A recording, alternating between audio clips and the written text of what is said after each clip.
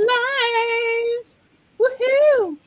We have an extra special episode planned for today. We are going to talk about Mel Brooks, not Mel Gibson. Mel Brooks. They're two very different people. One is an Australian bigot, and the other is a Jewish legendary comedic icon, Alda Cocker. And no, that's not a dirty word. And I don't even think we have to say allegedly anymore for the other one. Nah. Oh, no. He has stated his opinions. Yes. But all week people are like, why are you doing an episode about Mel Brooks? And it's like, because he's hilarious. Wait, what? Wait, sorry, I thought you meant Mel Gibson. No. That's some insanity right there. Do you know how many times I've gotten this from people this week? Really? Oh, literal handful. That's a sad hand. Yes. Now, some of it may just be people were anxious and distracted and not really. But it's kind of sad that the most famous Mel in Hollywood is not Mel Brooks. And, he certainly tried by making himself, putting himself in every one of his films. Now, he did that on purpose because people used to specifically not cast Jewish actors to play Jews because they're too Jewy. They still don't. Yeah, they still don't. They're just too Jewish. Like, I'm sorry, but when you say two and we're talking about a group, let alone a minority, you sound racist. But that was one of the reasons he actually used to put himself in every one of his films. Although mostly he used to get the villain roles because he thought that was freaking hilarious. I'm just going to say, I would rather see Jerry freaking Seinfeld play Jesus in the next movie about him than another white guy. And I don't even like Jerry Seinfeld. Like, I don't care. Anybody who's not a... Well, I mean, that's sort of I would call it running gag, except it's not really funny. About if you are thinking of any Hollywood movie or TV show with a well-known Jewish character, especially if it's a woman, it's not played by a Jew. Unless it's in a Mel Brooks movie. Yes. In which case, yes, he has cast a Jewish woman to play a Jewish female character. By the way, we have a wonderful panel of folks today to help us discuss Mel Brooks. And that is Tom, my alter ego, and Laura, my praise team, and Charlie, my very favorite person who usually agrees with me, but on this one time, we actually disagree about something. Stay tuned. Charlie's also fantastic and lovely and wonderful and talented and, all the good things. All good stuff. Desperately seeking a non-binary version of the word Alda Cocker. Yes, I would like a general term for just Alda Cockers. Like en masse.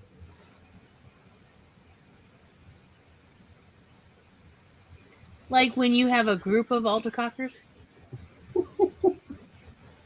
Of so many genders.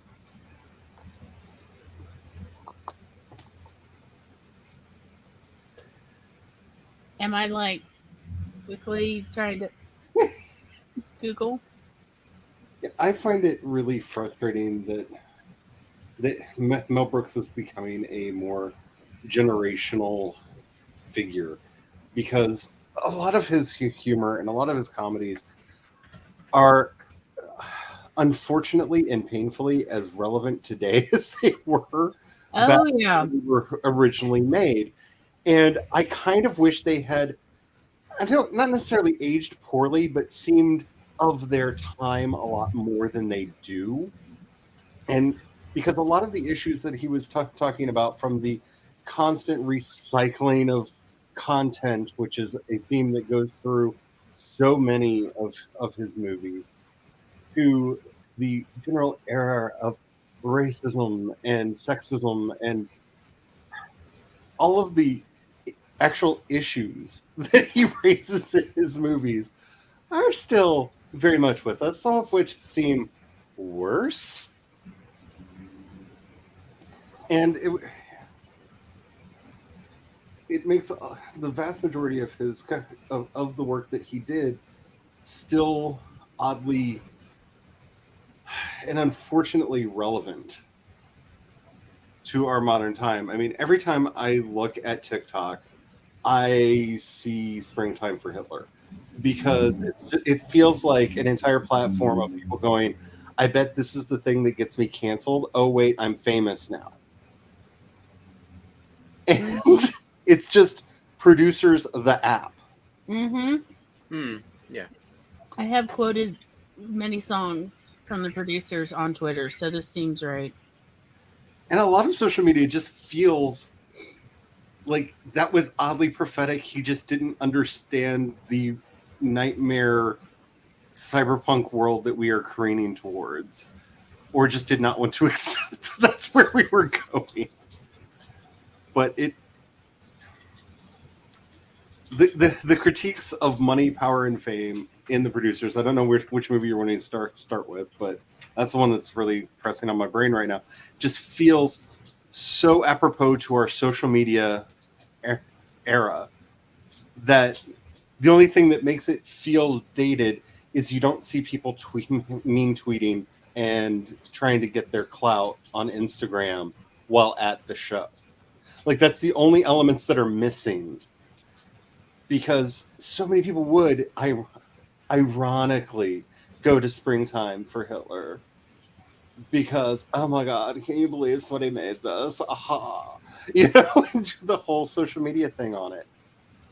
Honestly, like, this part of the discussion really does remind me, hi Jen, that a few years ago, so many neo-fascists, neo-Nazis would unironically sing a particular song from Cabaret, Mm-hmm. not realizing it was written by Jews. Mm-hmm.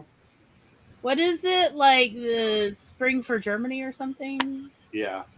Something like that.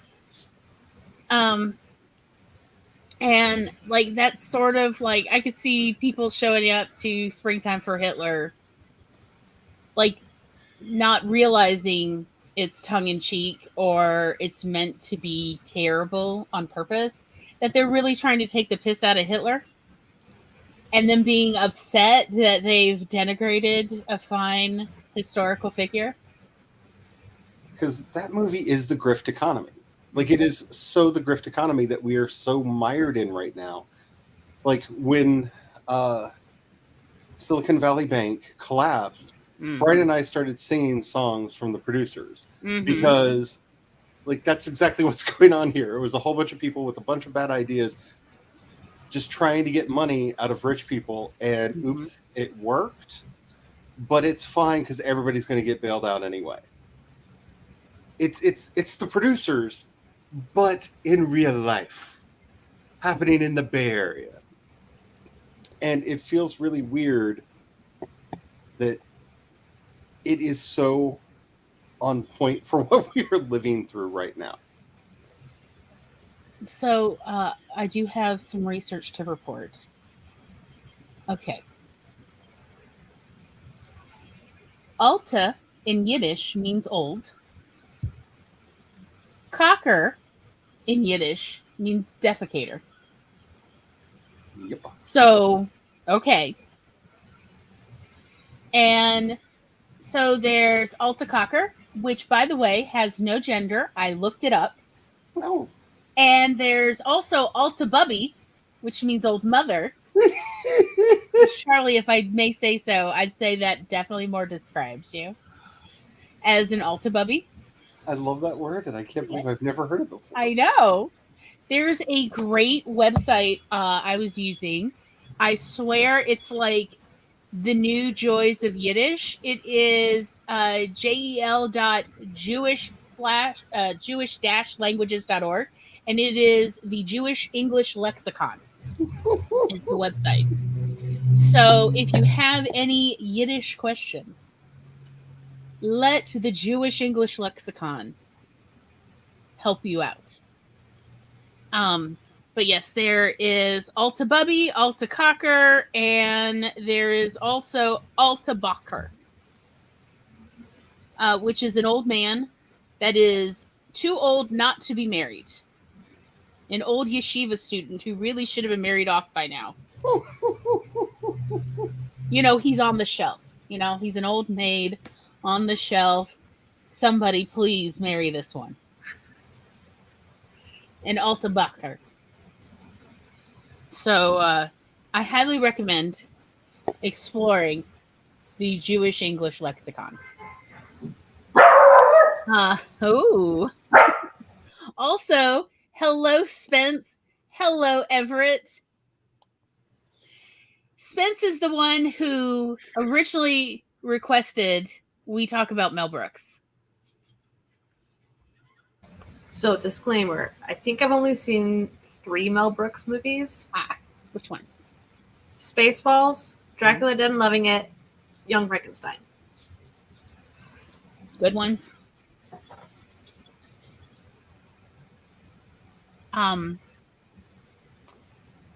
So there's 2 versions of the producers, and much to Tom's chagrin, I included both in the list below. And the reason why is because the young people don't know about the 1960s version. And I am not here to poo-poo the movies the Gen Z like, okay? So first off, everybody's versions are valid. It's fine. However, if you like one version, the newer version of the producers, I highly recommend that you try the original producers. And if you hate the new producers, I highly recommend you try the old producers. However, that said, the original producers movie is a wild ride. Yeah, that's a good way to put it. It's like the 60s were really about shaking off the demanded conformity after that was a reaction to World War II. All right, so here's what happened. There was World War II, where Americans were forced to choose between fascism and hating Europe. And they decided to hate Europe. And they were very upset about this. They were very upset that they couldn't be fascist because the Germans did fascism better than Americans. And so is a reactionary after World War II because Americans love to win a war. Let's be honest. It's true. And also beating the Japanese. Why did they get involved? I'm still confused. But it doesn't matter. After beating both sides of one mega continent, Americans were like, okay, everybody has to do the same thing and be approximately the same so we can be sure that we don't have to deal with like what happened in Germany again. So nobody's allowed to be wild and weird. To which Americans went, that wasn't even our wild and weirdest. We got some real wild and weird. Hence the beatniks and the civil rights movement. Because again, it's like I can fight for my country. I can die for my country. But I don't have equal rights. Seems like a hypocritical. So the 60s were coming out of this forced conformity where everybody's supposed to go to church and everybody is supposed to dress alike, and you really do see that. And people being like expected to behave in a very similar fashion all the time. And the 60s were like, you know what? I'm so tired of this nonsense. Also, will the Vietnam War never end? And the answer is no, it won't. So the 60s, particularly the second half of the 60s, were really about throwing that off and going, you know what? Maybe I like to be absurd. Maybe I like to be zany. Maybe I'm not into all this conformity. And also your conformity, it would not reflect my conformity. Like, I'm a different kind of person than you are. I am not, what is it? White, Anglo-Saxon, Protestant, you know, I'm not a WASP. And the truth is, the majority of us in America are not WASPs, and these just don't work for us.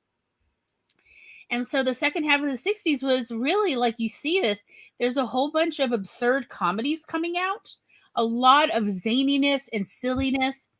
And so you see that both in the producers and in Blazing Saddles, where you see this sort of absurdity, the absurd comedy. And this is not new. That it's the, what is it? It's not Commedia dell'arte. It's the other one, the one I really like. Oh, words are not. Yeah, like I'm going with Dadaism. No. Yeah, I was freaking that type of absurdity comedy that I love. That out of Italy and Europe. I mean, out of Italy and England. Oh, the farce. That's close. It's not right. I do love a farce. You're right, but there's an actual. It's like, but it's related to Commedia dell'arte. Of it is this absurdity that is, it's actually where we get the band T-Rex and some other wild stuff. The English punk scene actually came a lot out of this movement. Oh. And it's not a new movement. It's the 1600s. But anyway, it is this idea that you can have real comedy in the absolutely absurd and bizarre non sequitur. So it's a little far-fetched for a lot of people. Okay, but like a lot of Monty Python actually came out of this as well. And again, I want to point out Monty Python really came out of the late 50s and through the 60s. Again, this was happening in Europe as well. This wasn't just America, because that sort of conformity thing was also happening in Europe, because it was truly you Europeans, we are so tired of coming over here with your world wars. You are all going to learn how to behave nice. And it didn't go great. I can't imagine. I mean, they kept trying to assassinate people. It was a wild time, y'all. So that is where we get the producers. And that is why, for some reason, the producers are like, hey, you know what's hilarious? Romancing old ladies for money. As if old ladies can be romanced for money, and as if old ladies have money. And so therefore, Zira Mastel has to romance, like, what, 1,000 old ladies? Yeah. It's several hundred old ladies because they don't have much money. So he's like romancing them for like $30 a pop. Like, and it's not even that he's getting paid. It's just more of them buying a share in his show. But in order for him to get $1 million, he's got to romance like 1,000 old ladies or more. I can't remember now. It's been a little bit. I have slept. And that is part of the absurdity of this. And that's why, like, this may not necessarily resonate for 21st century audiences, because now our old ladies are boomers and they actually do have a retirement. And they have maybe some Social Security, because that still, at least in theory, has money in it for like at least another 10 years. And that they also have property, something little old ladies did not used to have. There is a reason why little old ladies used to live in the homes of their children, and that is because they did not have a home of their own. And so, and that's why often little old ladies actually slept in the living room or the kitchen. I'm sorry. This is the way of it. And I do think it's an improvement for little old ladies to now have retirement funds overall, as long as their retirement funds did not invest heavily in Enron. But you know what I'm saying. I have seen the first 5 minutes of Blazing Saddles. You mean just now in this moment? No. Back at home, I couldn't do it.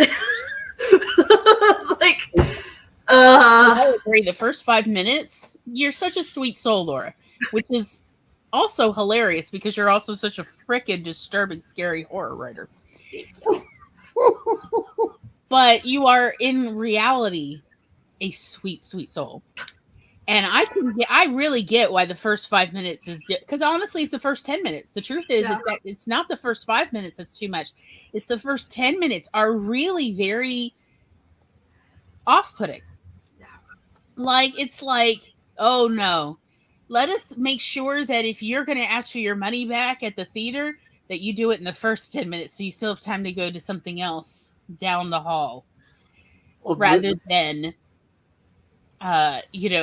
demand your money halfway through.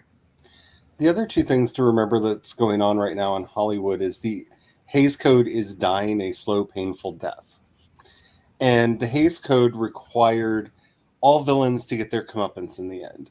You could not say a whole list of words, some of which that I don't understand why they were bad, but maybe they were just too ethnic because white people made the list. The Hays Code put a lot of constraints on filmmakers, and this generation that was coming up in the mid to late 60s and definitely into the early 70s when this just went insane, were basically going, what can we get away with? What can we do? What is it possible? How far can we push a lot of the edges? And you see that in some of these stories. My biggest problem with the beginning of Blazing Saddles is it feels like so many of the genre movies that it is spoofing that it reminds me why I don't like those genre movies. And I almost feel like, and I know this from watching it with people of the generation before me, it's what's eased them into that movie because it had this familiar feel that made them feel comfortable with the movie. And it's almost a testament to how far we've come as a culture that you are sitting here going, oh, that movie, no, the way that started. So many N-words. I was like, I can't do this. Oh, yeah. Yeah. And I do want to point out Richard Pryor was one of the script writers for this movie.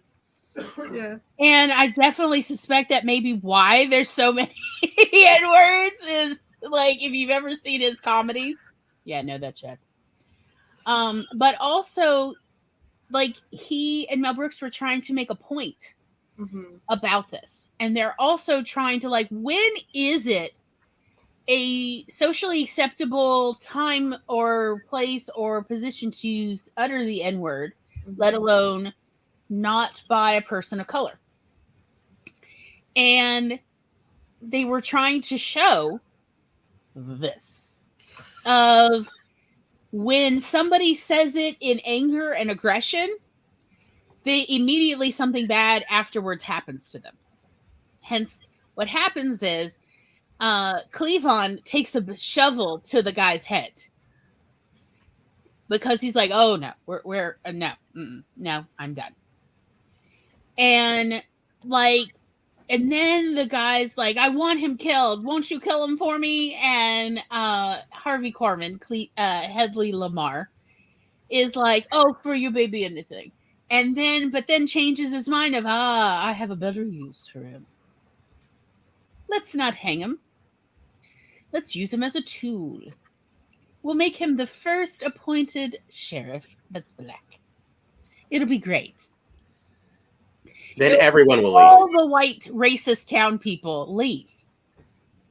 And it almost works. I think it also, let's be honest, it does help that there is Gene Wilder who's the fastest gun of the West, at least when he's sober. I mean, that certainly helps that he backs up Cleavon. Yeah. And it helps just to have friends. Like, let's be honest, it's not that Cleavon is not competent and talented as a sheriff. He's fine. He's very competent, which is more than I can say for, like, I don't know, I'm going to say it, 98% of all sheriffs in America right now. I said it, and I know what I'm saying. And it was a really important thing to try to get people to question the use of that word. I was born in the mid 70s, so I was born after this came out. But I remember up into the mid into late 80s, that was not an uncommon word to hear used in general conversation. Not like I'm not even talking about in movies. I'm talking about just if you were at a restaurant, if you were out with family, if you were at a church function. No, like, this was not in white circles considered a bad word. And that's something that had to be taught. Like, oh, no. You are using a pejorative term that is not. And it's something that still has to be taught today, where people are still complaining that they can't say the word. I do actually love, Charlie, you and Brian's adjustment to music for not saying the N-word. To instead say ninja. Yep. In all the songs. Because of course we want to sing along. When it's singable, why wouldn't you want to sing along? But instead ninja. It fills the role perfectly. Though I did hear the cutest replacement the other day. Someone was singing along to a rap song on a stream I was watching, and when they got to the word, they replaced it with neighbor, which also has the appropriate number of syllables, and suddenly made everything much more kind and considerate when everything's about your neighbors. And it was the cutest replacement I've ever heard. Action films into rom-coms. It does. It definitely changes the tone, but I think it sounds wonderful for, like, if you have children who wish to sing along. Neighbors is a wonderful replacement. I like that one too. I'd never heard that one before, and I was just like, oh, that's special. That's Jenna, as in, neighbors better have my money. Yes. When have we not felt that, though? I mean, yes. As well as ninjas better have my money. Look, I don't know if I can go after ninjas. Like, I'm just saying, these are wonderful replacements. Highly recommend. I would definitely teach that to children, because they're going to hear this word. The bottom line is, one way or another, if not in music, in real life, they're going to hear this word, but they need to know that this is a painful word. This is a word that only hurts, and not in a way that you can ever get forgiveness for. Like, when we speak in anger, we speak a little quickly, and we didn't mean what we said. We can ask for forgiveness, but that's one of those words that you can't forget somebody said that. And so instead, say this. Neighbors, just pick it. And also, I always feel like people leave out, or they don't understand, like, so what is the problem with this term? What is the real problem with using slurs? And, what's the big issue if, it's just a word? And the answer is because it is a word with an asterisk on it. And the asterisk is, and now that you know I feel this way, if you don't leave, I will kill you. It is implied violence to use that term. We will remove you by force if you do not leave by choice, is what a slur is meant to imply, at least in the English language. Mm-hmm. And that's why reclamation movements are very misunderstood.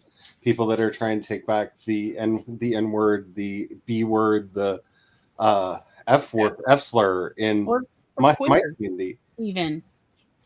And it used to be a very bad word. It is no longer. It's, queer is a more socially acceptable word. And if for anybody doesn't understand that, you need to know when you hear it, whether somebody is just saying the word to show off, or if you are in physical danger. Mm-hmm.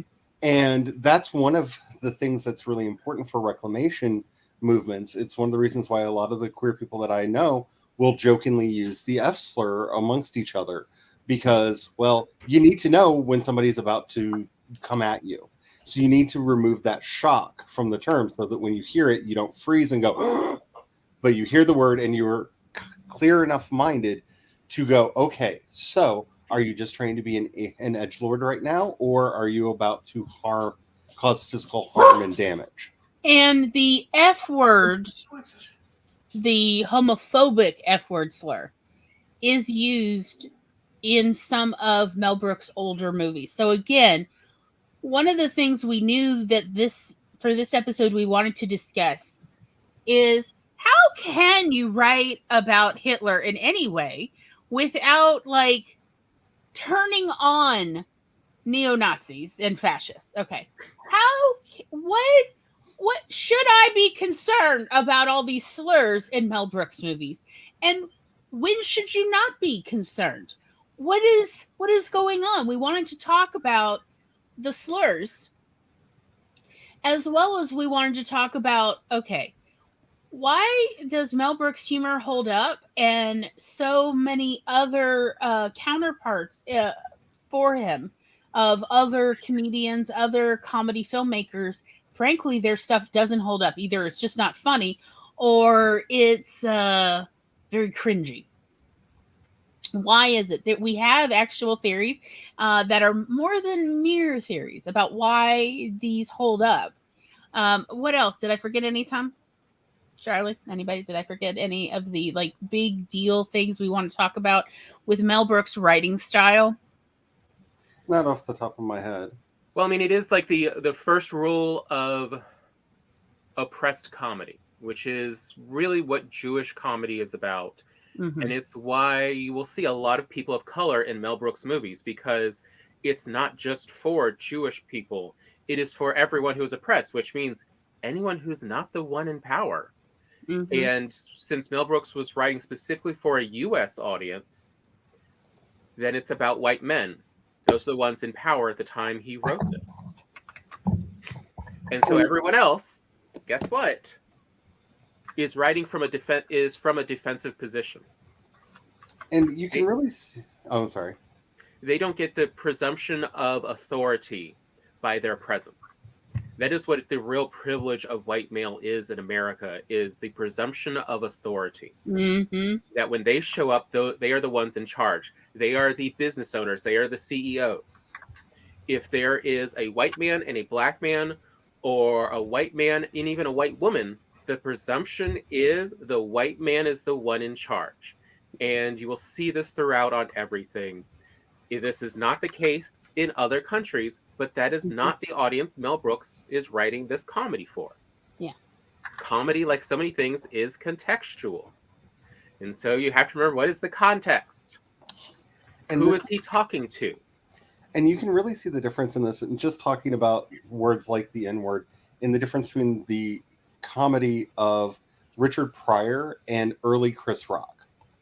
Because Richard Pryor is interrogating a lot of the assumptions and the ideas behind the use of that word, and how it is used as a pejorative, and how it is used to put people down, and how it is used for control. He is really going after the idea of white supremacy and how it is controlling people.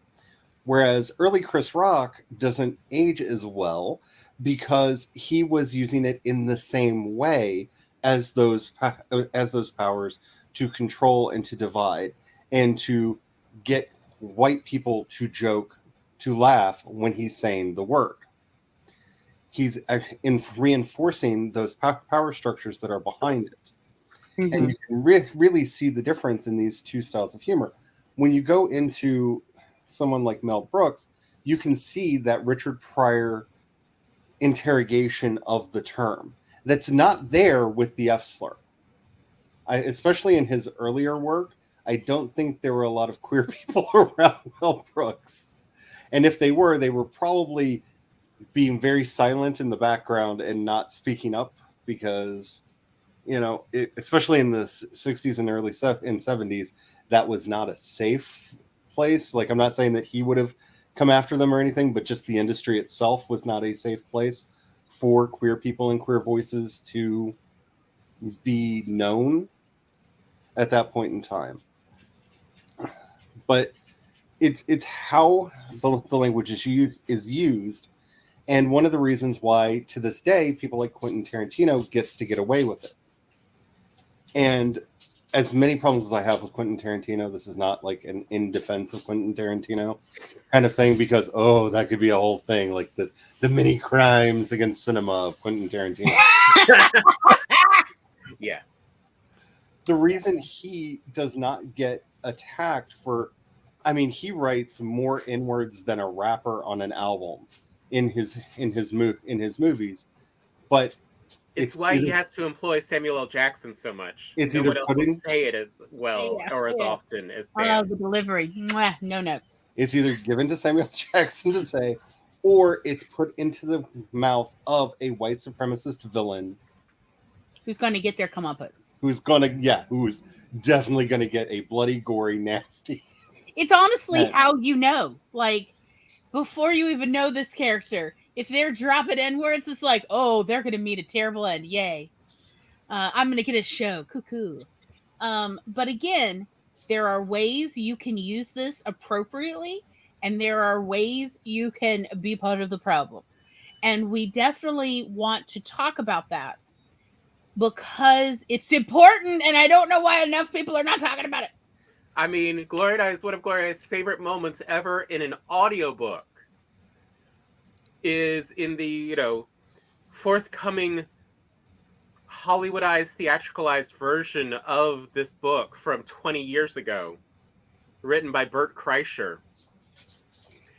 He is, who was the inspiration for National Lampoon's Van Wilder. He has, this bit in there about these, about this college frat, and they were some racist jerks. And he's like, I am not going to have on audio recording me saying this word.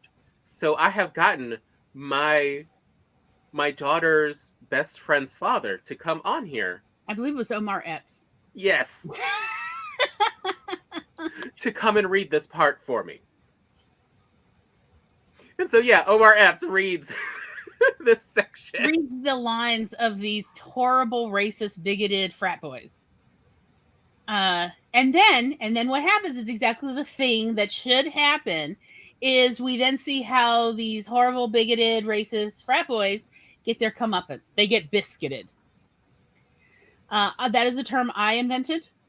Bert Kreischer did not invent this. They throw like 100 pounds of white flour on these guys. They first spray them with water from a second or third story building and get them completely soaked, and then throw 100 pounds of flour onto them and on all their stuff and their patio furniture and everything. Oh, during a party. It's no notes.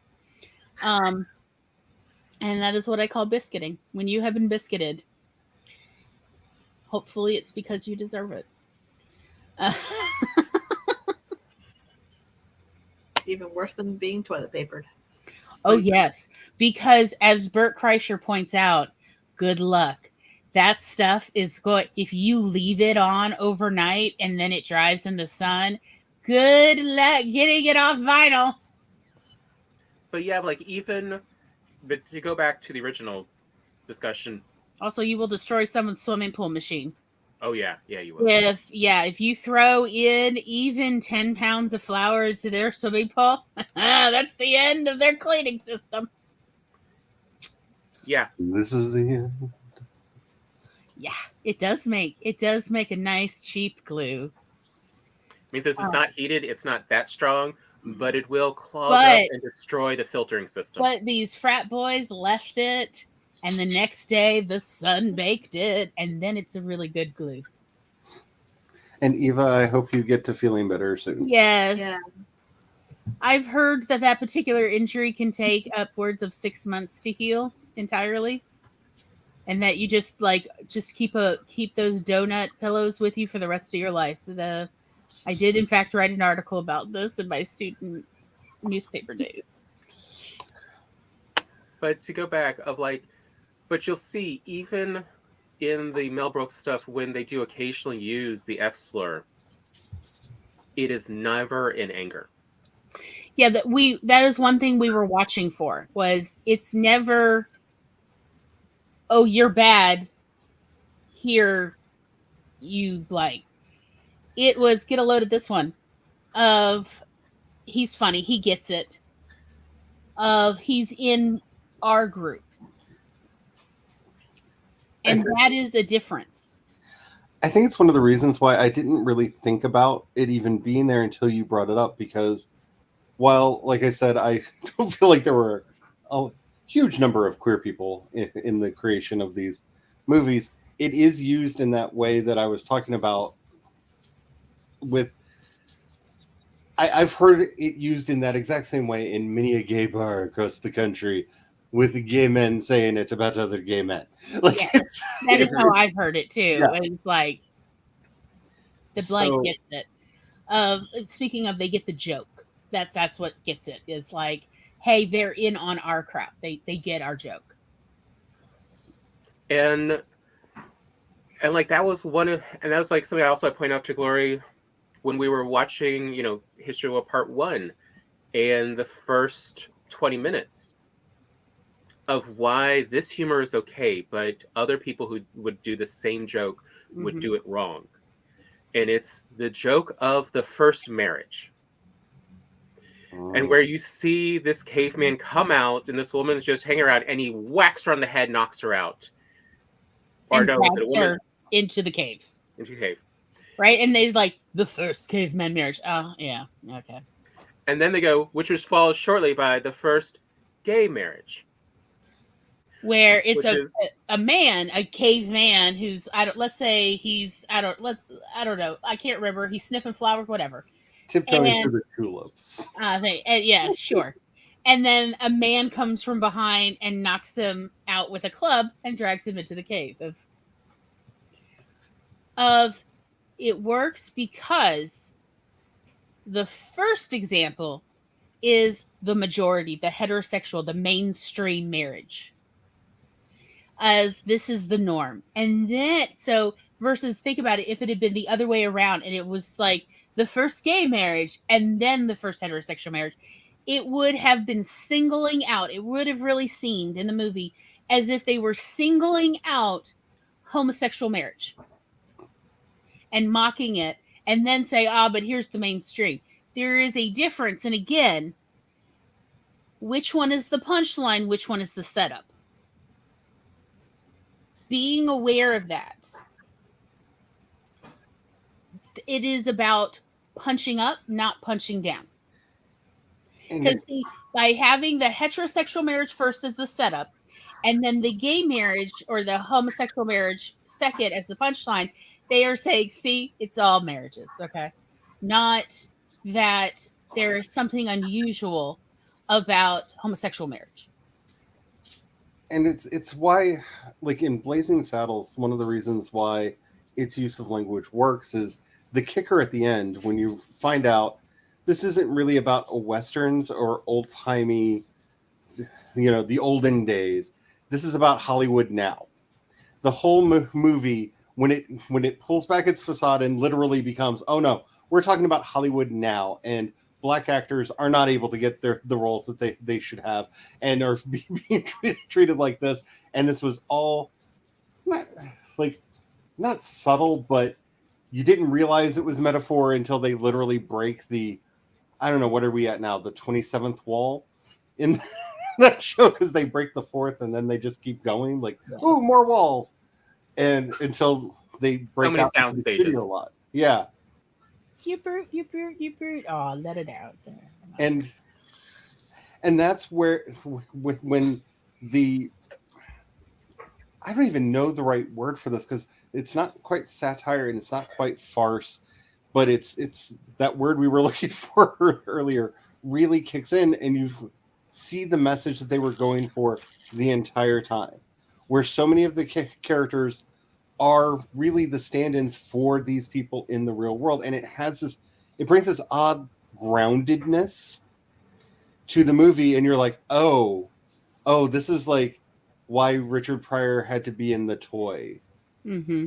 Mhm. Oh, and you start seeing what the message that it was going for is like, oh no, we're not looking back at, oh, wasn't it bad that we treated people this way back when? Oh, it's still going on. It's still here. We thought it was okay to do this now. And bringing that into the now, that now period at the end just shows the hypocrisy of the time that we're living in. Because it's like, oh, you were shocked that these old-timey cowboys were being so mean and rude and racist. Yeah, but that wasn't then. We're doing that now. Mm-hmm. We're doing that now.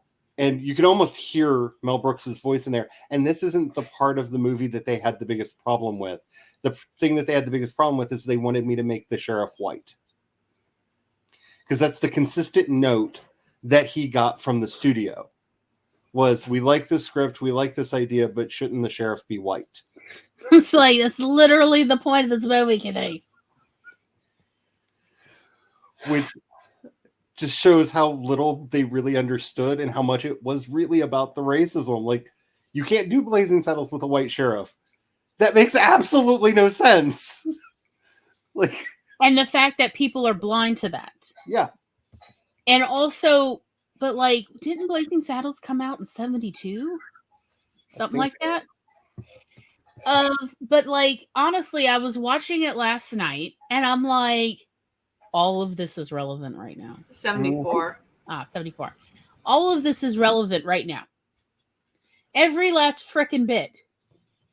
Down to the corruption of, oh, they're gonna buy out this property, so let me buy it cheap, and pressuring the townspeople to sell by sending in goons. Like, all of this is relevant right now. Nothing has changed in 50 years. And again, that's what I keep going back to. Like, this is the biggest problem I have with some of these older movies. They should feel dated and of their time. The relevance of the issues they're dealing with should not still feel so on point. Mm-hmm. Yeah. And yet, yeah, like I was expecting, because, you know, I mean, I've been watching Tom and I. Okay, so the two movies that the Oxford Public Library got when they started up a VHS section at the library, the two Mel Brooks movies were Blazing Saddles and History of the World Part 2, or Part 1, excuse me. Sorry. And I think Dad got Spaceballs, or we pressured the library to get Spaceballs so Dad could copy it. You know what? Look, my parents owned 2 VCRs when we like had no money. There was a reason. And honestly, that VCR paid itself back in less than a year because my dad would literally go to other people's houses and make them copies. Okay, children, just so you understand, back in the day when you went over to somebody's house and you saw 2 VCRs plugged into one television, you knew they had a good video library, and you were like, hey, you want to watch a movie? Right? And then, you know, if I bring you a VHS, will you copy for me? Yeah. But yes, so, like, I think, like, yeah, like, I think what actually happened was eventually my dad was able to buy a used copy of Spaceballs from a video rental store, and then he made a copy and he lent it to the head librarian, and she liked it. She bought a copy, a real official copy, for the library, and that was how the library got Spaceballs eventually. But they didn't have it originally, and so the first 2 that we watched were Blazing Saddles and History of the World Part 1. And that was how we discovered we were Jewish, because our mother and father had been hiding it from us. Yes, that was actually, Mel Brooks was a very integral part of how we found out, wait, we're Jewish? Because this was our comedy. And when I watched it as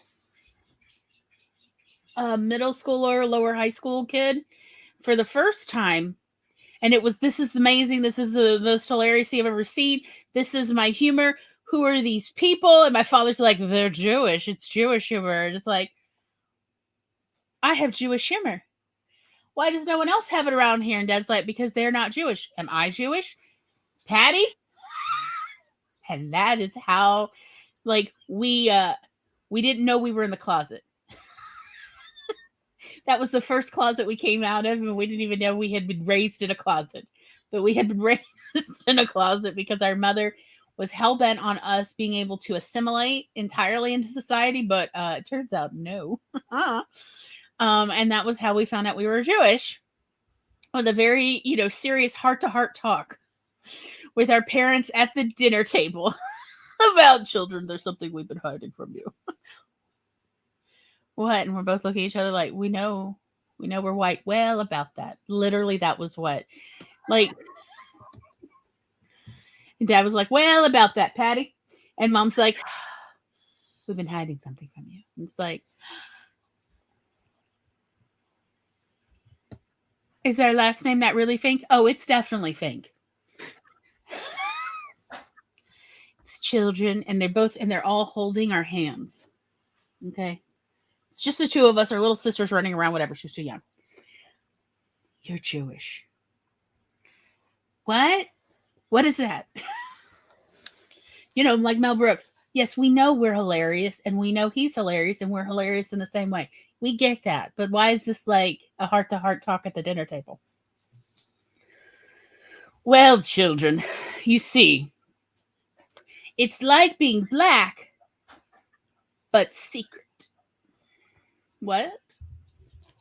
Yeah, it's like you look like white people, but that white people consider you black.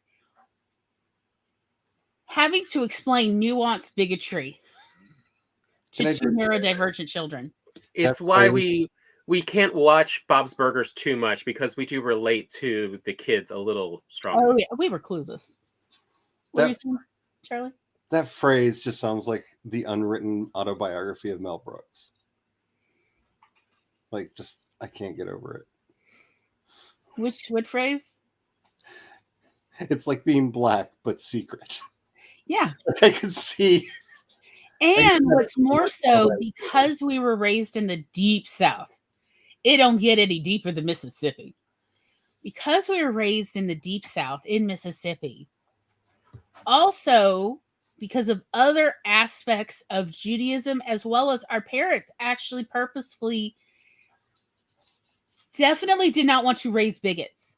So, for instance, I was the only non-black girl in an otherwise all-black Girl Scout troop growing up. Like, there were 29 girls. The other 28 were all African-American girls, and they almost all went to the same church. And then there was me. Of, like, that kind of experience. And our parents wanted to make sure that we felt at home among all the oppressed, and that we really got to know everybody so that we could be the ally, because they were very much aware that I read on the street as white. And what y'all may not realize about Tom tans so well. I have always been, this is actually the darkest I've ever been. People used to ask if I had porphyria. And this is true. Like when I was a child, like I was incredibly pale. But Tom, on the other hand, in the summertime, tans like the color of mahogany wood. And so did our mother. And so people would assume our mother was the housekeeper and that Tom was her child and that she was watching me at the park. And people would ask when my mother would be showing up, or does your mother ever to bring you park? And I'm like pointing at her like, no, honey, not the housekeeper. Your mother. This is my mother. Oh, you poor thing. Do you not know your mother? Because people apparently don't understand how genetics work, and that genetics is a dice roll, and that you don't know what you're going to get when the baby comes out. And like I was paler than my father. And which turns out is actually a symptom of vascular Ehlers-Danlos syndrome. To be otherworldly pale, like it was literally listed in a new National Institute of Health article I was reading with case studies about vascular EDS that unusual paleness or otherworldly looking paleness is a symptom of vascular EDS, which explains why I was actually paler than my father. But like, I do not tan. This is the most tan I've ever gotten. And I'm going to be honest with y'all. The reason I have any yellow in my skin is because there's a pill you can take when you are passing kidney stones, and it is a urinary dye, and it will make your pee golden color, but it also will temporarily dye your skin. And that is why I look like a human rather than disturbingly pale. Looking like a human's overrated. It's just nice for people not to do double takes when I walk on the And street. if you are of Glory's persuasion, the other thing you can do is eat at least 2 tablespoons of tomato paste for 3 days before you need to go out into the sun. The lycopene will be temporarily stored in your skin and reduce your reaction to UV. Yeah, it'll reduce your UV damage that you will gain. So, highly recommend all the ketchup and spaghetti sauce you want. So, fun fact. Also, watermelon counts as lycopene, so get that for you. But people would assume that, and then what happened was, like in my Girl Scout troop, all the other mothers then, because they'd see our mother and brother in the summertime, how they would tan so dark, like the color of wood dark, and that I did not. We're like, they started whispering about the term that I learned called passing. And passing is this idea that you are light-skinned enough that you no longer, that you pass as white, even though you're really of African-American descent. There is a wonderful book, fictional book, I believe, called Passing. I do recommend. There's also a movie that came out last year. But it's a little bit heartbreaking. Fair warning. But like, that was the life I lived, is everybody thought I was white till they meet my family and then keep whispering about, oh, she's passing. No, you can't have her at your birthday party. She's passing. Now, what's really weird is I dealt with this growing up in the opposite way, where I would get really dark during summer. I'd make friends who were African American. And then sometime around October, November, I would be lighter and lighter. And their parents would go, oh, no, he's not actually African American. You can't hang out anymore. Nope. Mm-hmm. And so I'd lose my summer friends halfway through school. So, like, we definitely have those experiences that racism is always ever present in our childhoods. And again, another reason why Mel Brooks comedy appeals to us, because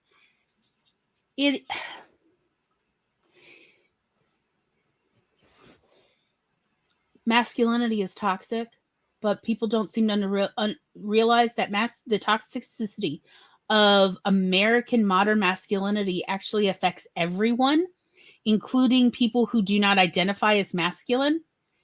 The toxicity is pervasive through our society. And the same is true of racism.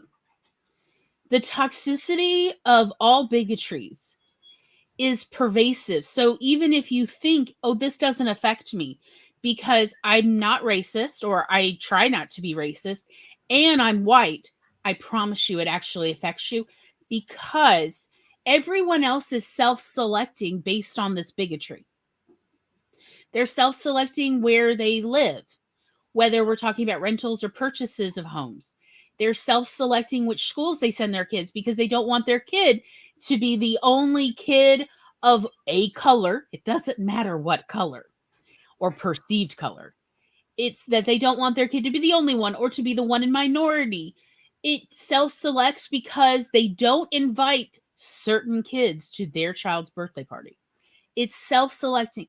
That is the problem with bigotry. And that is why we need, as writers, to not ignore bigotry in our writing. So yes, you can make a fantasy world where bigotry doesn't exist, that everybody is fine and it's a lovely utopia. But are you really helping your readers if you ignore the existence of bigotry in their real life? Or what if there's at least one bigotry and you have some characters discuss how silly it is that anybody cares whether you're a mushroom eater or not? Like, we need, as writers, to talk about how toxic bigotries are because they self-select people out. People don't realize that, especially if you have had an advantage where you've lived with a certain kind of privilege where you didn't have to think about that you don't realize that everyone else is self-selecting, and therefore you're missing out on good people in your life because they have self-selected them outside because they don't have exactly your same lifestyle or privilege. I mean, we literally knew other kids who are like, oh, well, my mother said to not invite you to our house anymore because y'all don't like have snacks at your house. So you can't come over to our house because you'll eat our snacks. It's a type of self-selection. It's a type of bigotry.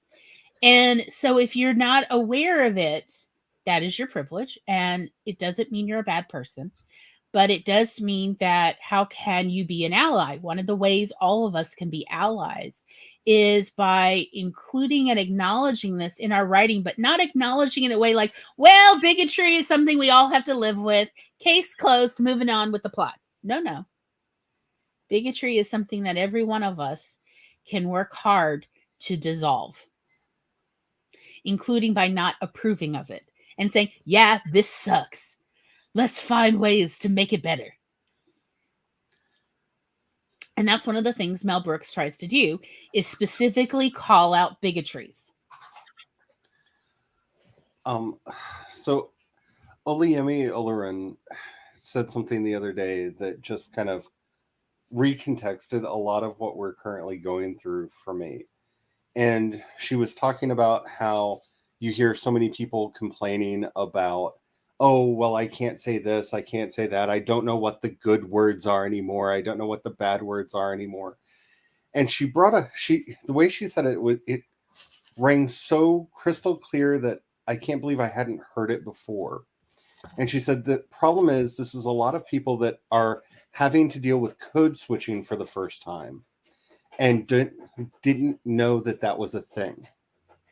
So code switching, if you are unaware, is when you change the way you would talk around your people when you're in the wider context.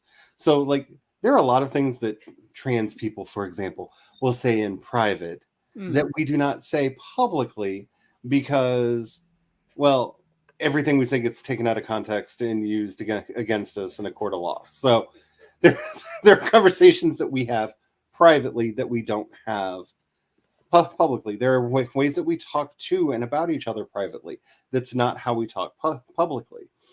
That change is code switching.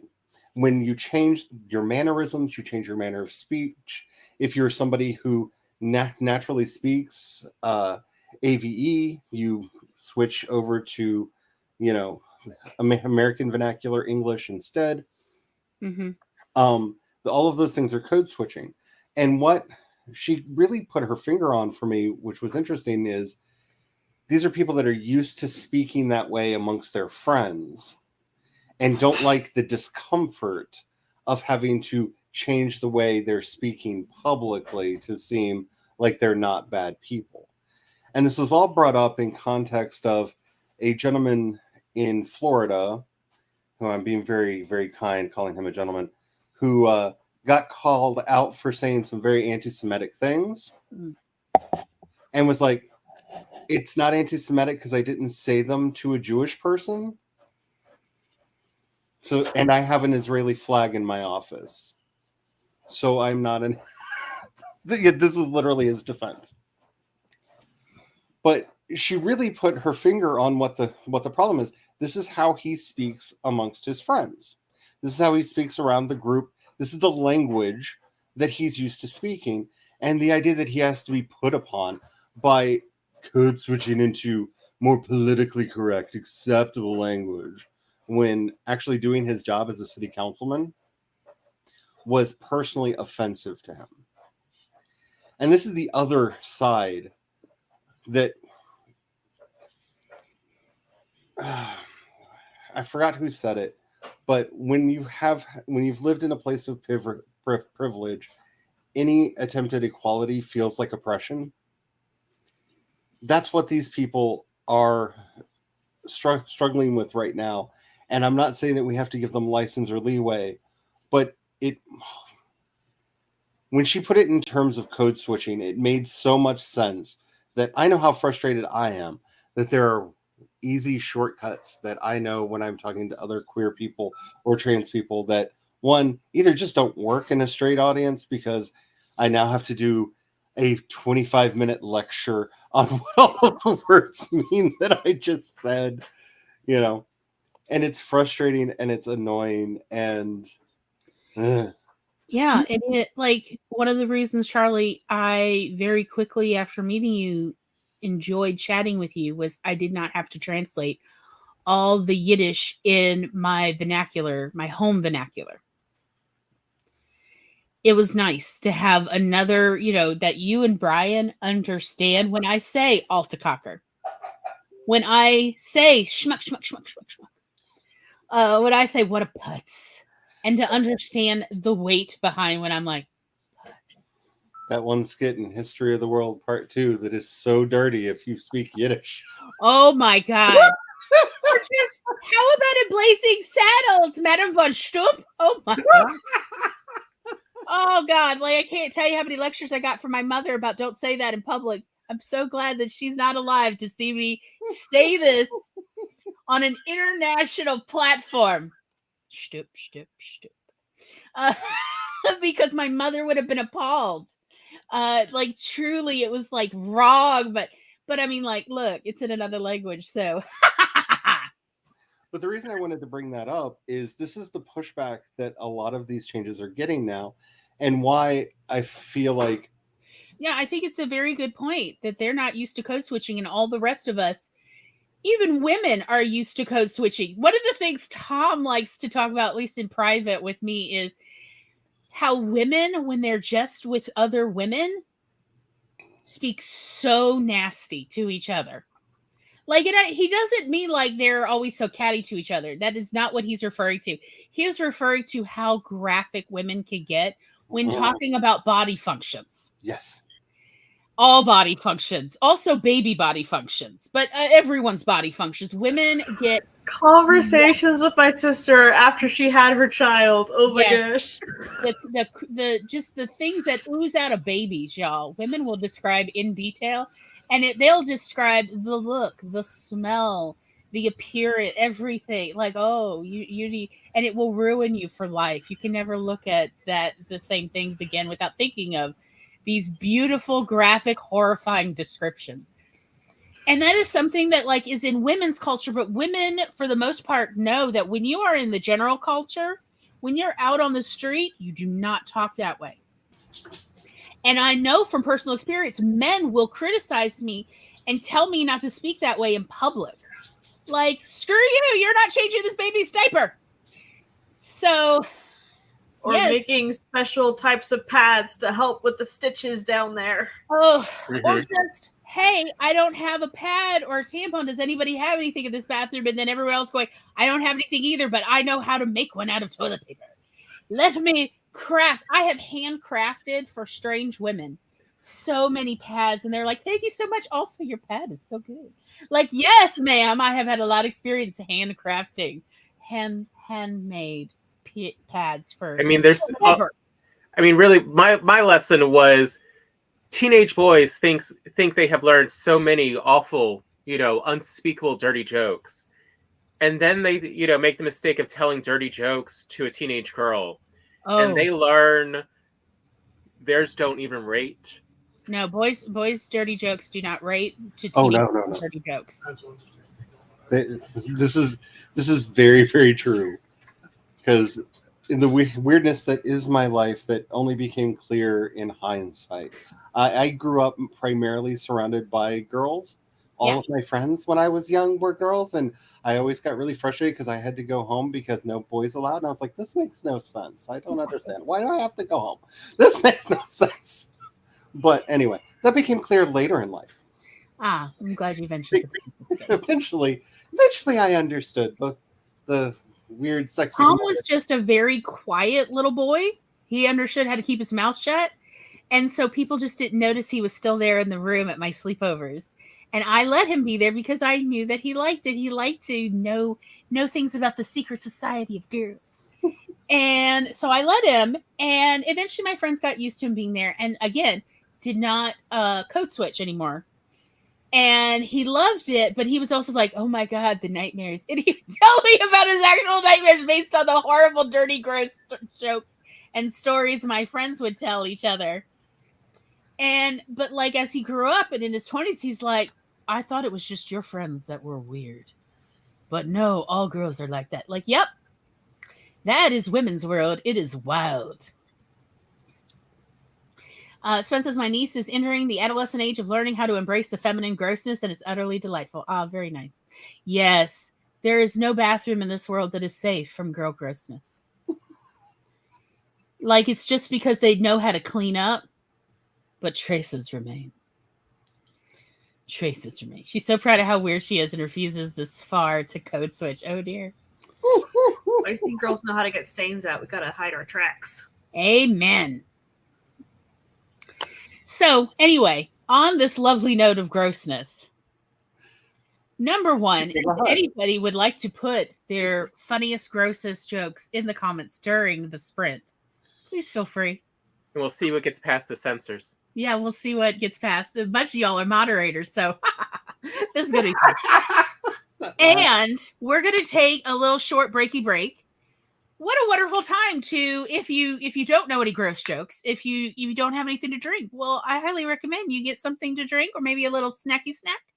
And when we come back, all I can promise is more of the same. Oh no, I know we can talk about it when we come back. Let's talk about why Spaceballs and Young Frankenstein is dearly loved, and no one really talks about Dracula Dead and loving it. Okay, that's fair. All right, we'll see y'all in approximately 10 minutes.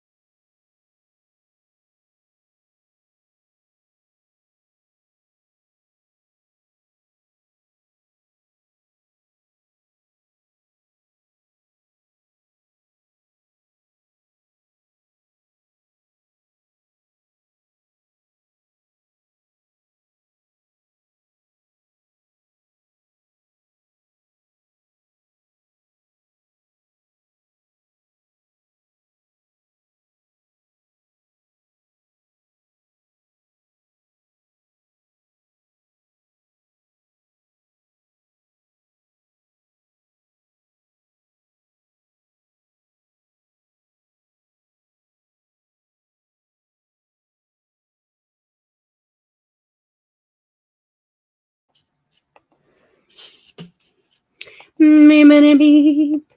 Me, me, me, me, me, me, me, me. Me, me, me, me. Me, me, me, me, me, me, me, me, me. Welcome back.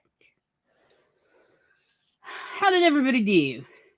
I got apple fritter donut holes that I lightly heated up in the microwave because I am the iconoclast. Ice cream I- sandwich. Nice. Ask me. I talked Brian out of sharing one of his jokes in the chat. So you're welcome. I'm disappointed. Brian, message me on Discord. After what Laura made me look at before backstage, yeah, no, I want it. Like, I'm What's still wrong with willing to stuffing eat it pasta in space. tentacle pasta in space. Also, tentacle sandwiches in space. Mhm. Like, and it wasn't that they were dead tentacles. The sandwich was alive. This all sounds like a Japanese movie I do not want to watch. It was a panini with cheese and tentacles. Yeah, that's what she made me look at. Like AI, all sorts. I would say it sounds like a scene in one of Maggie's books. It very much felt that way.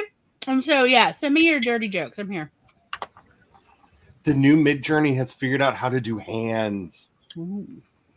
Wow. The one thing I thought AI would never crack. Hi, handsome. Apparently, it isn't so good at counting and doesn't know how many fingers a hand should have. But now it does. It's crazy. Roy is very interested in my ice cream sandwich. I mean, who wouldn't be?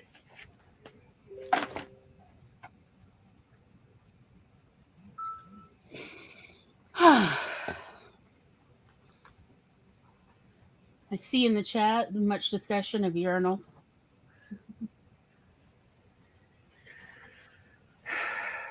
I mean, it took me a while, but I have figured out, like, the real problem with them is that just, you know, there is some piping that was just never meant to be instantly targetable.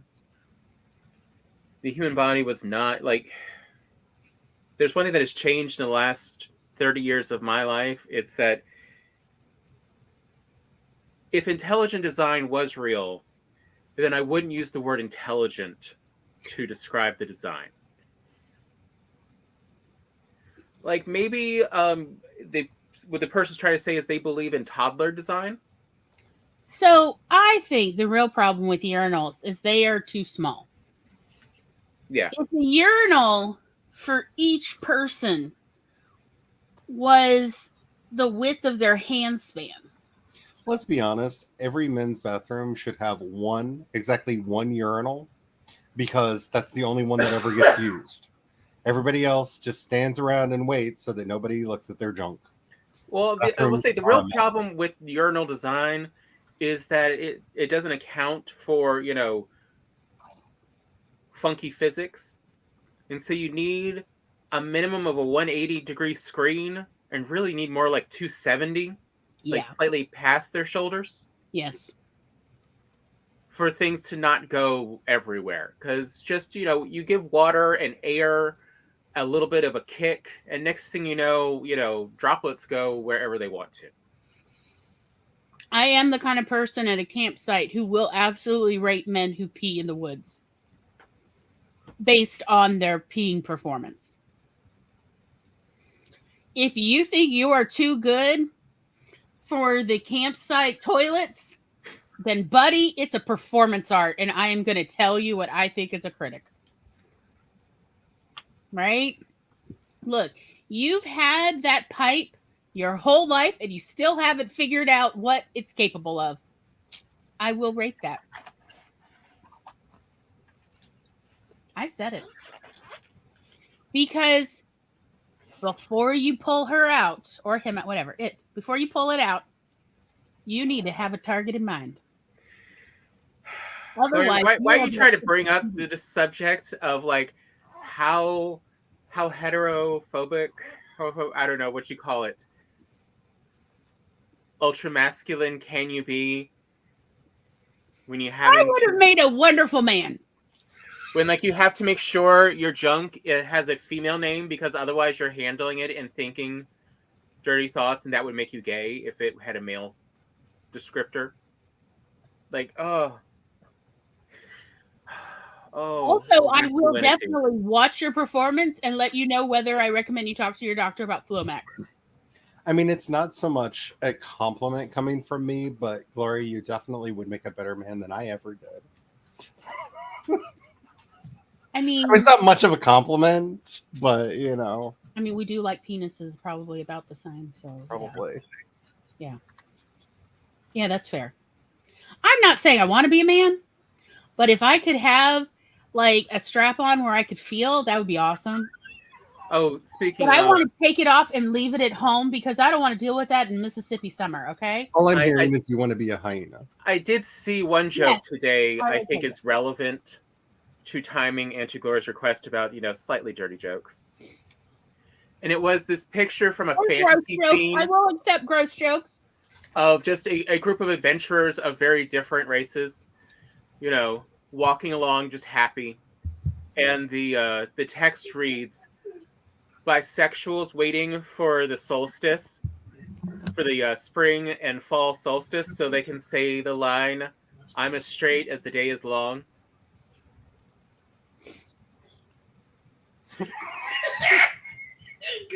There, Tom. I heard where it finally. Yeah. Nice. Listen to that. Mwah. Oh, it struck home, huh? Good one, right? I love it. Well. Yes, Tom. It struck home. Listen to that. Delightful. Just bubbles up like a fountain.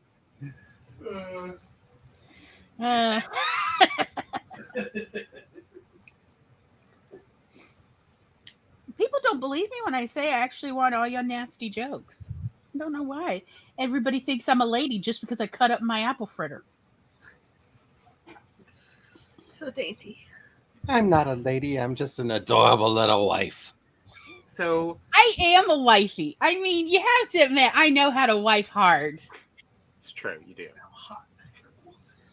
But so part of the reason I wanted to talk about Spaceballs and Young Frankenstein and Dracula Dead and Loving It is, and it's not that I don't enjoy Dracula Dead and Loving It. I do actually enjoy it a lot. I've been trying to get Gloria to watch it for years and decades, some might say. And I finally did this week. You're welcome, Tom. You should thank Spence. Anyway. How did you like the buckets of blood at the staking? I did. Like, now that I watched that when we were like young.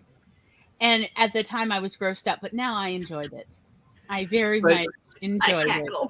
And in Gloria's research, Gloria came across a fascinating, reference people made, which is Dracula Dead and Loving It is actually one of the most accurate Dracula movies ever made. To the book, yeah. To the book. Like, it is actually one of the two. Dracula Dead and Loving It is by many vampire film historians as one of the two best made vampire films of all time. And I think it's hilarious. It's supposed to be a farce and like it's supposed to be a satire of vampire, and yet it is so correct. Heck, even a bunch of the costumes are historically accurate. My God. Some of them are not, but some of them are accurate to the movies they're spoofing rather than to the actual extant text. And that's fine. But again, like, why, Lord? Why is this historically accurate? But it is. Even the wallpaper's accurate. Why? Well, that's a Mel Brooks problem because in a lot of ways, Young Frankenstein is the most accurate version of that book put in film as well. Yes. Yeah. I mean, granted, there's no like there's a difference. monster scene in the book, but But there is the difference between the two, which Spaceballs really helped illustrate for me.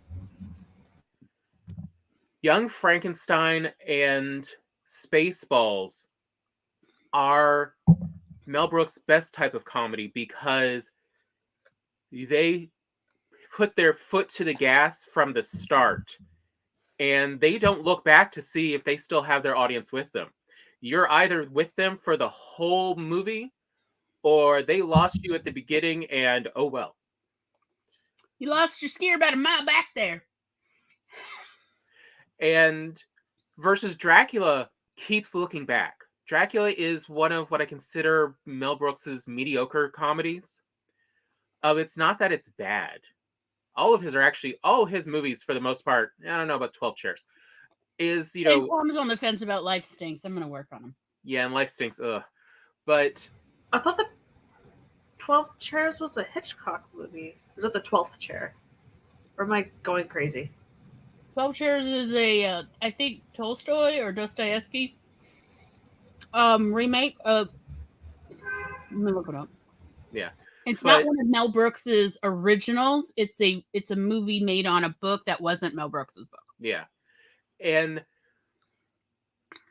we just, Dracula Deadline keeps looking back to the audience of like, are you still with us? Are you still joining us for this joke? Are you still coming along? Here, let me pull you in so you don't get lost. Like Dracula Deadline very much feels like a going through a museum with a guide versus the whirlwind tour of a city. We hope you put your jogging shoes on. That is Spaceballs and Young Frankenstein of like, you don't get a break. You don't get to figure out stuff too much. See, I wonder how much of that is the difference between having Gene Wilder and having Leslie Nielsen. I think some of it is like Leslie Nielsen is. See, that was the point I made as well. Gene Wilder is the perfect actor for how Mel Brooks writes. And Leslie Nielsen, quite honestly, was getting old and was tired. And it really shows that he just is not bringing the energy that Gene Wilder could bring to roles. And Mel Brooks' writing really requires the actor to really bring this energy that Leslie Nielsen just did not obviously have. They need a very short 0 to 60 capacity in energy levels. They need to go from drowsy to manic in under 2 seconds. And that's not easy for anyone, let alone actors, to do in a scene. But that is what Mel Brooks' comedy style is. And I think that's part of what really plays into like where Spaceballs works. Spaceballs, all these actors have the energy to give. Yeah, Rick Moranis brings it. Oh gosh, do I miss Rick Moranis in films? Playing with dolls. Okay, so I looked it up. Okay, so here's what had happened was. So Mel Brooks said, of course I had to get George Lucas's permission to do this film. So he goes to George Lucas, and Lucas says, okay, but 2 conditions. Number 1, you can't do any merchandising because your stuff really will look like our stuff. And 2, you have to come here for your sound and effects. You have to come to Light and Sound because it has to be good. Like, we can't have this being crap, right? And so Mel Brooks said, of course. I said, yes. But then the more I thought about it, the more I was like, but merchandising. So that's why he then wrote in all this merchandising and even the gift shop, because George Lucas was like, oh, but you can't have any merchandising. So he had to put all this merchandising in the film to essentially as part of the lampoon, because he hadn't thought about merchandising as a major part of a lot of science fiction film franchises. Yeah, it is. And so that's why there is so much. Get the t-shirts, the sweatshirts, the lunch boxes, the sheets, Spaceballs, the sheet. I'm pretty sure that most of the audience that's here knows this, but just in case somebody doesn't, like, Star Wars exists because of merchandising. Mm-hmm. George Lucas could not get anyone to make the first movie, and he made what they all thought was an idiot's deal with them. Look, you basically don't have to pay me. Just give me enough money to make the movie, but I will retain the rights for merchandising. Because up to that point, merchandising was not really a successful thing. It was a thing that had been tried. But honestly, dear God, look at 1970s and 60s toys. There's a reason it failed. There were a lot of reasons merchandising didn't work. And to the point where once he had the rights, he found it almost impossible to sell them to anyone to get them to make the toys. It's why most of the toys didn't come out till a year later. Mm-hmm. And that was really his secret to success, because he made enough money off of the merchandising for the first film that he almost entirely financed the second one, because he didn't want the studio meddling that he was starting to get with the first film, and went into being much more direct into the business side of things. And that's the model that most sci-fi took after that, from Battlestar Galactica to even Star Trek dipped its toes into merchandising in a way that, honestly, I frankly miss, because there's some tea sets in Discovery that I would like to buy. But also, I'm shocked that I can't. And all the studios took notice of this, hence, why are there cartoons for R-rated movies in the 80s? Why does Rambo and RoboCop have cartoons and kids merchandise in kids' toys?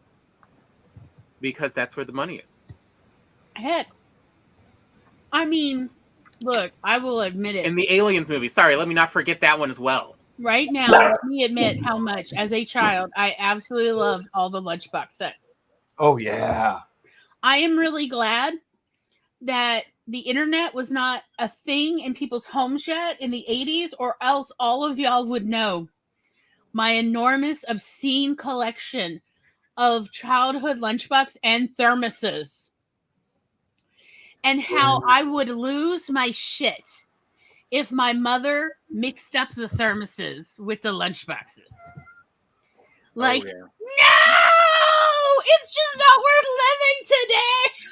You put my Dukes of Hazzard thermos in the My Little Pony box. Like, oh my God, I'm so glad I did not have to worry about my mother putting my childhood temper tantrums online. I'm so grateful. Because, yes, I would melt down. Because I had so many. At one point, I had 8. And I wanted more. And my father's like, you have more lunchboxes than days of the week. Isn't that enough?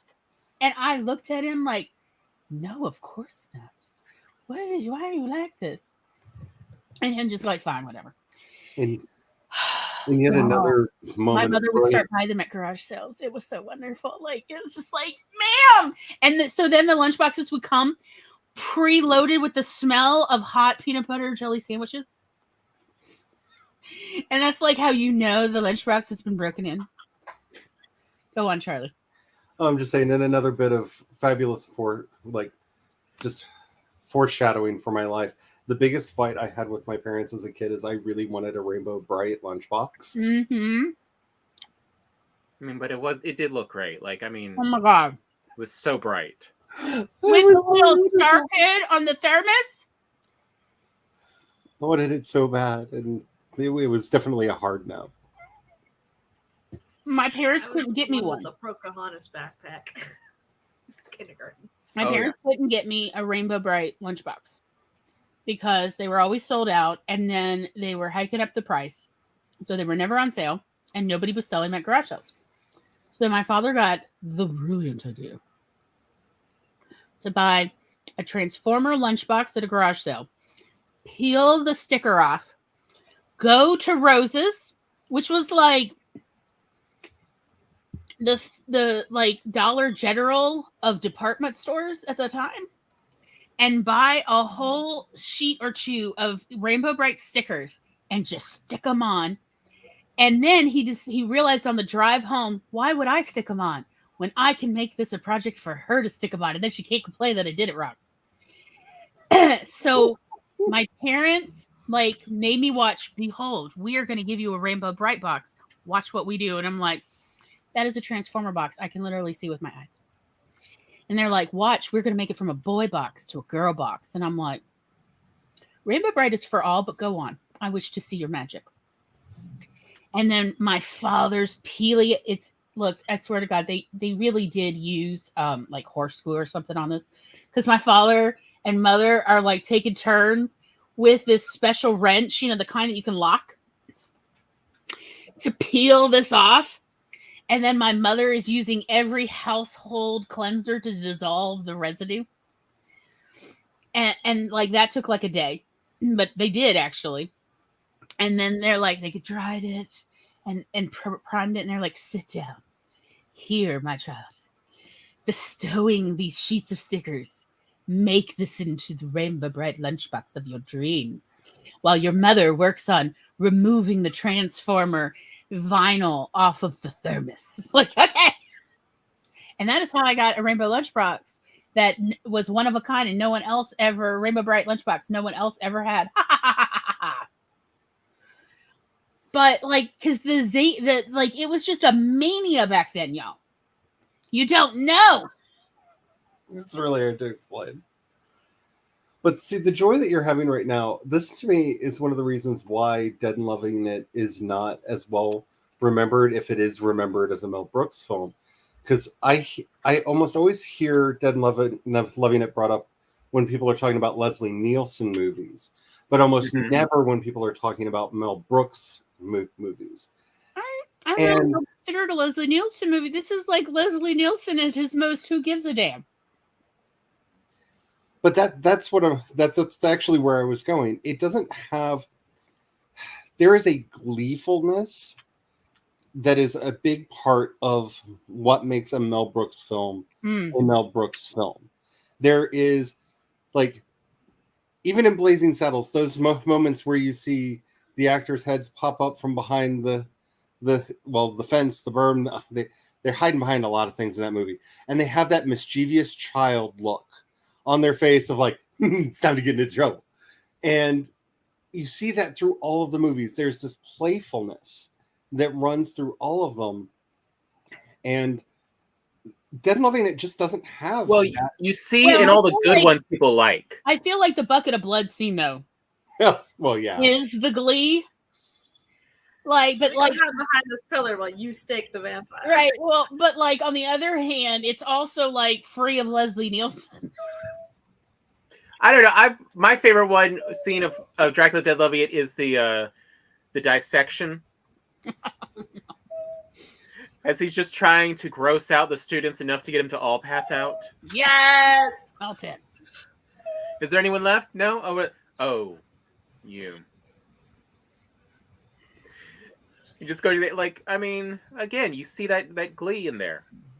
But it's not throughout the movie. Instead, we keep getting them almost looking directly at the audience of, are you still with us for these jokes? I agree. I think the best way to think about a Mel Brooks movie is their shenanigans that he somehow got to film. We've gone plaid!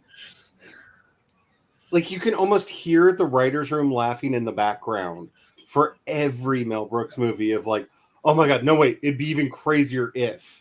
Like, you can hear that. Just add that. It's jammed. And like, and the other part, and the other thing you can tell, which I feel like really most people won't think about, but is a good way to tell in your own writing as well. Of like, is it a good story or is it an okay story? Mel Brooks, Young Frankenstein, and Spaceballs, and The Producers, and History of Part 1, the ones people talk about fondly. There are some giant plot holes in these movies that you could drive a semi through and no one would blink. Like, just giant plot holes. But no one cares because it's just fun and you are along for the ride. You are there the entire time with them. There's no questioning. It's ride or die for this story. Versus Dracula Dead and Loving It, they also keep going back to be like, see, no, there's no plot hole. There's a reason. It's all right. Like, there's so much checking on it. Same with Life Stinks. I know, truly, I can hear that. Just do not understand the pain and misery that is my tummy. Poor baby. In so many ways, the problem with Life Stinks is that Trading Places exists. Because I feel like it was trying to have the same theme and a similar idea behind it, and it doesn't have the. I don't know what the word I'm looking for here, because my natural inclination was to say chutzpah, but both of those movies have the chutzpah. It just doesn't go as far as it needs to go to land the satire, especially Life Stinks. Life Stinks. Well, you don't. So with the recent Trading Places works, is these characters are truly fighting for their want to exist and to have joy in their life. They are actually fighting for their happiness. Life stinks, he's just suffering for his happiness. And it doesn't feel, we're not interested. It feels muted. Yes. Like either he was going through a depression at the time he wrote it and was contractually obligated to make a film, Yes. or there was so much studio meddling that here, fine, you have something. Like there's just this, I did a movie. Are you happy now? It's really got that kind of just versus the ones we all love and remember are the ones where it's they've gone plaid, or check Ludicrous please, speed. oh no, not again at the truck stop. Honestly, I love from History World Part 1 the waiter and Jesus. That whole exchange. Yeah. Jesus, what? Jesus, what? Like it's the dumbest joke. I love it every time. I love the French Revolution and the little speech the woman gives of all we have is this stupid accent. We do not even have a language.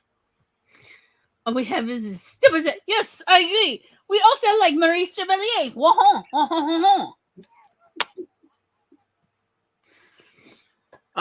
These are just dumb thoughts put in that are fun. That who cares? Who cares if it works or not? It's just a fun moment. Like, honestly, you can almost hear Mel Brooks watching the serious films and then doing a riff tracks on it and then going, hey, there's the script. Yes. That's the fun of it. It is this ridiculous glee of, doing voiceovers over movies, and being silly and going, you know what, we should just refilm it that way. Yeah, let's just refilm it that way. That'd be fun. And History of the World Part 1 is more like filming this obsession that was going on with the whole French Revolution movies that had been going on since since 1930s films. And like seriously, I did not know the Scarlet Pimpernel story was actually that had been published that recently. I thought the way people talked about the Scarlet Pimpernel was that it was like from that time period. No, it was not. No. It was just, again, this ridiculous obsession with the aristocracy, such pretty dresses. It's like at a certain point, they just needed to have invented The Sims so everybody could just play dress up dolls and quit obsessing over these historical dramas. I feel that way every time I'm reminded of Bridgerton. Just play The Sims. It's easier, and I don't have to watch. Right? Where is The Sims Regency? Yeah. Where is The Sims French Revolution? You can play a red cap, or you can play aristocracy, but the outcome is always the same. Well, I'm guessing that The Sims Medieval didn't sell as well, because they did do that once upon a time back in the day. But that's not the same. Yeah. They decided it needed to have a plot. Versus, the audience for The Sims is agreed upon of a certain tween age girl. All right? That is the real audience of The Sims. They're not tween. They are they've grown up and they still like playing dolls. Emotionally, they're still tweens when they play The Sims. That's what I'm really getting at. That you are dragging like a third of our entire channel audience right now. You know what? People need to accept themselves for who they are. That's where your joy is when you were a tween. And that is why it's like, no, Regency. Specifically, Regency Sims is what will sell. If it's not a gauzy 8-layer dress, then you're doing it wrong. I'm going crazy. I thought Danny Kaye was in the Scarlet Pimpernel. What is the Danny Kaye movie where there's a baby with a birthmark on its butt? Oh, that was a parody of the. Was that King Arthur's Court? Yankee? Yeah, the Connecticut Yankee. Was that? No. I don't know. Why was there a Danny Kaye movie with a baby with a birthmark? Because Danny Kaye did so many movies, you can just randomly generate a sentence and find a Danny Kaye movie where that thing happened. But Spence says that game's probably on 3DS. The Court Jester. Yes, that's right. Ah. That is what it really feels like Terry Pratchett was referencing with Carrot. Yeah. Anybody who's playing bingo for this channel, I think you just filled your center square. Terry Pratchett has been mentioned. But yeah, like that's all I wanted to mention in this hour, though, was about so what's the difference between the good stories, like the Mel Brooks movies we all remember that are, essentially at this point feel timeless. Mostly because we are still going through the same cycles, and it's now gone long enough that we're back to the same cycle of 100 plus years ago. Springtime for Hitler. Okay, again, here are the rules for portraying Hitler. Let me go over them. How to not get labeled as a fascist. Here you go. Things you do not do with your Hitler character. You do not portray Hitler as stoic or even like any kind of strong person. You do not portray Hitler as serious. But he could be too serious so that like everybody jokes about him, but he can't be like normal business serious. You can, however, portray Hitler as being ridiculous. So, yes, Hitler on Ice is perfectly acceptable. Come on, give us some little spins, baby. Oh, Hitler on Ice, one of the, not the best, but one of the best parts of History of the World Part 2. You can portray Hitler as dancing like in a ballet because that is not masculine. And I'm so sorry for those who are like, no, men who dance in ballet are totally masculine. Look, I hate to break it to you, but men in tights, it is a type of masculinity, but it is not the uber toxic American masculinity, okay? It is a very different kind. They're manly men. They're men in tights, tights. Defending the people's rights. I mean, how many times did Mel Brooks use this same tune in 2 decades? So many different songs, the same tune. But seriously, like anytime people portray Hitler, and it's like, how do you not see how this would actually be appealing to men? Like, I want you to think about the Marlboro Man and not do that. Whatever the Marlboro Man, don't do that. Don't put Hitler on a horse. In real life, don't let Hitler smolder ever. God damn it! Especially because in real life, he was a meth head prima donna who did so many amphetamines that his hands uncontrollably shook constantly. If he did not get his vitamins, as he called them regularly, he would start throwing things around the room. He once trashed his office to the point where they had to get him a new desk because he had to go give a speech and he just wanted to go to the beach and play. Okay, he is not a serious person at all. And never forget as well, he had one of the worst historical known cases of IBS. His GI tract was trash. There are 2 famous vegans in World War II. One of them is Hitler, and the other is Lord, what is it, Woolworth? Yeah. What, Woolston? I can't remember. What is that? What is the Wolf? Is it? Oh, all British names sound the same. Who created Home Loaf? Who is the pie? Woolton pie. There we go. Lord Woolton and Hitler are the 2 famous vegans of World War II. Okay? One of them saved the British people, and the other one was a failed art student that never got over it. I'm just saying. So yeah, he gets so fed up about and so upset that just because he couldn't paint feet, he became a genocidal maniac. I mean, and again, I'm not saying anything about veganism. Both of them were vegans because they had very upset widow tummies, and all they could eat were root vegetables. Both of them. It was very interesting. But root vegetables would save the British. because it's the only thing they grow well. But like the point being, vegetables and suffering. Like like seriously, I can't get over that wholemeal pie crust. Like, I'm sorry, y'all. Our mother used to serve that to us as children. She used to make Woolton pie. Yeah. Like literally, there was like a 3-year period where the only recipes she made were out of the World War II ration cookbook. The healthiest the British people have ever been. And yeah, like it was the poorest we ever were. Like this was, like so many Woolton pies. Like Woolton pie is not bad, but I highly recommend a regular pie crust. Also, more spices. Well, yes, but they cook flavor. We're talking about British food now, Tom.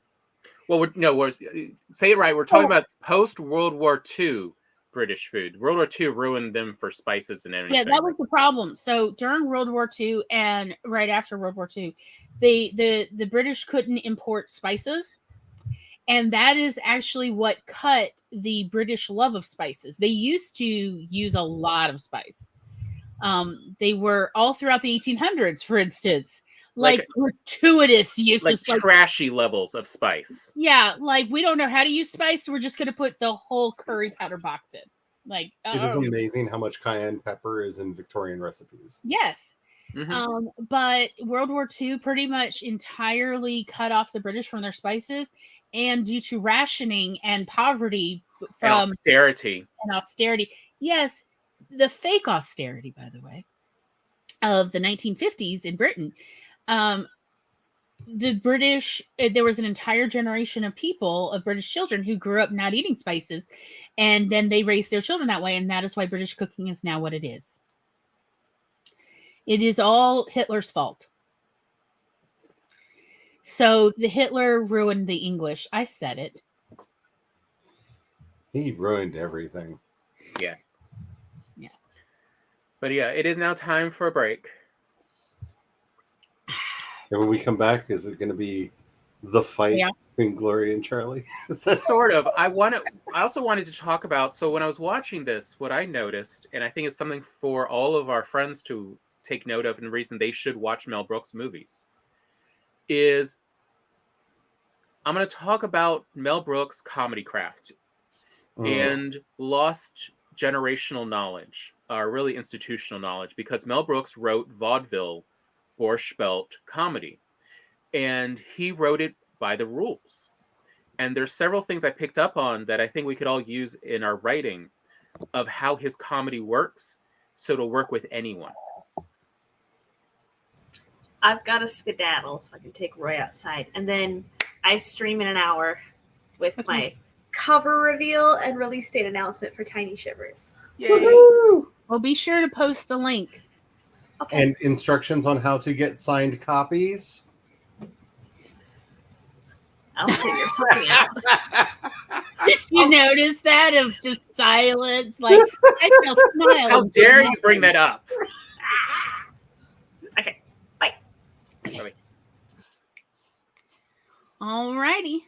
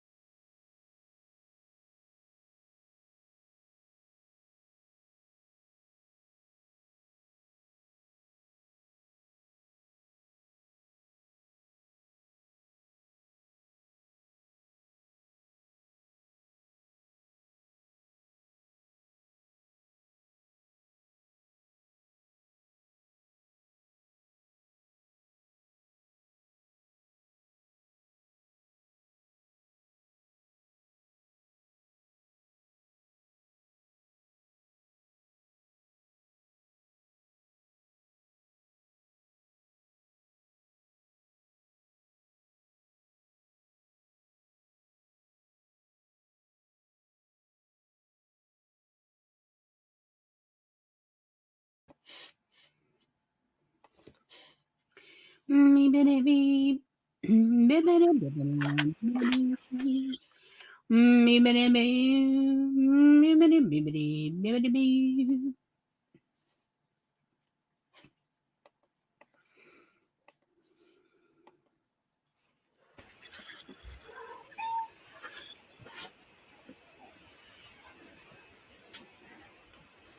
Hello again. World. All right. Okay. By the way, so here's the plan. Because Laura's cover reveal is in 45 minutes, we're going to do a third sprint for 10 minutes for Laura's cover reveal. Alrighty. In 44 minutes.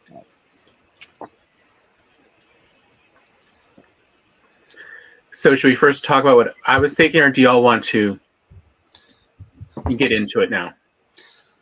I don't know how much we're going to get into it. I have opinions about History of the World Part 2. I enjoyed it. It continues the Jewish humor and the vaudeville tradition. Yes, not every joke was for me. Not every joke I enjoyed. I don't need it to be for me. I'm not expecting a general audience show for me to enjoy every joke. But overall, I enjoy that there was plenty of Jewish humor. And I know it was Jewish humor because I found it relaxing and comforting. And overall, I still enjoyed it. I loved, what's his name, who plays Carrie Dubeck, who played Hitler with fantastic false eyelashes. As well as I loved Wanda Sykes' wig in that one, too. Look at him. Wanda Sykes is the savior of the show. Mm-hmm. This is really great. She is so good in it. And every time she pops up, Mm-hmm. you know it's going to be good. Like, Wanda is not showing up for a bad joke. Yeah. It was good. It was good stuff. But again, like, Nick Kroll was the showrunner for this. He definitely is meant to appeal to a general audience. I really noted how he did his best to appeal to all the major demographics with various sets of jokes. Like the whole the whole Civil War running gag stories. That's definitely for the dads. Oh, yeah. Not my deal. However, I know enough dads and their obsession with the Civil War, at least down here in the South, that it's like, oh yeah, that's definitely going to appeal to them. Also, quite honestly, I very much enjoyed the song "Fuck the North." That was hilarious. mwah, That was Good probably the best part of the whole Civil War storyline. yes. Other than maybe it's kind of tied with the dance party. Yes. Oh, I love the dance party. I'm like, that's really how we should celebrate. The celebration dance party was Like, if y'all gonna do reenactments, y'all need to do the dance. To me, the only part I felt was missing from History of Part 2 was from Horrible Histories, the rat. Yes, the accurate. To hold up a little sign of, no, this really happened, of this is not stuff we're making up, because a lot of the crazier jokes are the stuff that actually was true. Especially in the Shirley sitcom that they did, which is why I do like when they actually have a break at one point because one of the actors walks off set because this is so ridiculous. This would never happen. Why are you doing? And Wanda Sykes has to explain, no, this is the real part. Now shut up, sit down, and say the line. Like, right? Of like, they needed the accurate from Horrible Histories. So, like, no, this part's true. Like, Ulysses S. Grant, like, being a fiend looking for alcohol everywhere, and that part is real. Very much. Stripping a soldier of his clothes so he could appear. Where were his clothes? That part is true. Like, these things are true. The Wilder stuff is actually true. I would love for the next season there to be more indigenous portrayals. I very much would love that. However, I definitely don't have any negative notes for what I did see. Mingo was a funny character. Yes.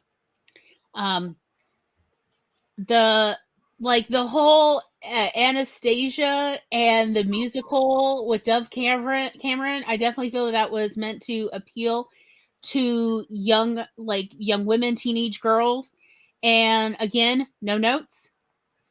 I did enjoy the music. However, as I said before, I would definitely love a full version of I'll Make Borscht for You. Yes. From Bolshevik to Menshevik. I would actually love a full album, quite honestly. Preferably by Boyz II Men. Like, nothing against the guys, the actors who did it, but it's not like Boyz II Men's doing anything. Come on. And but like I loved the songs. Schmuck Mudman. Some of y'all, like Charlie knows the jokes, but some of y'all don't know how freaking funny this is. The various versions of Jesus stories where they did Curb Your Judaism. They also did Jesus the Rom-Com and the Last Supper sessions. So that's actually one of the things that I have most against the show, and it's probably not for the reason people might be thinking I'm saying that. Because yes, I'm ordained minister. Yes, I'm one of those people. My problem is it didn't go far enough. I felt like these were very workshopped, safe jokes. Yes. Yes. That really, like, you could see them leading up to what was probably a cut joke in so many of these scenes that we didn't get to see. Like, it felt, so many of them for me felt like the punchlines had been removed because they were just deemed like, oh no, that will get the pitchforks. You can definitely tell they are trying to get a second season. Yes. Yes. And they weren't sure if they could get one or not. Like, they didn't have a contract yet, is what it really felt like. Because it reminded me a bit of like even what was it, Big Mouth. Mm-hmm. For all you think of like the first season of Big Mouth being, real gross out and crazy, by the third season, that's where like, whoa, yeah, you can do that in a mainstream cartoon.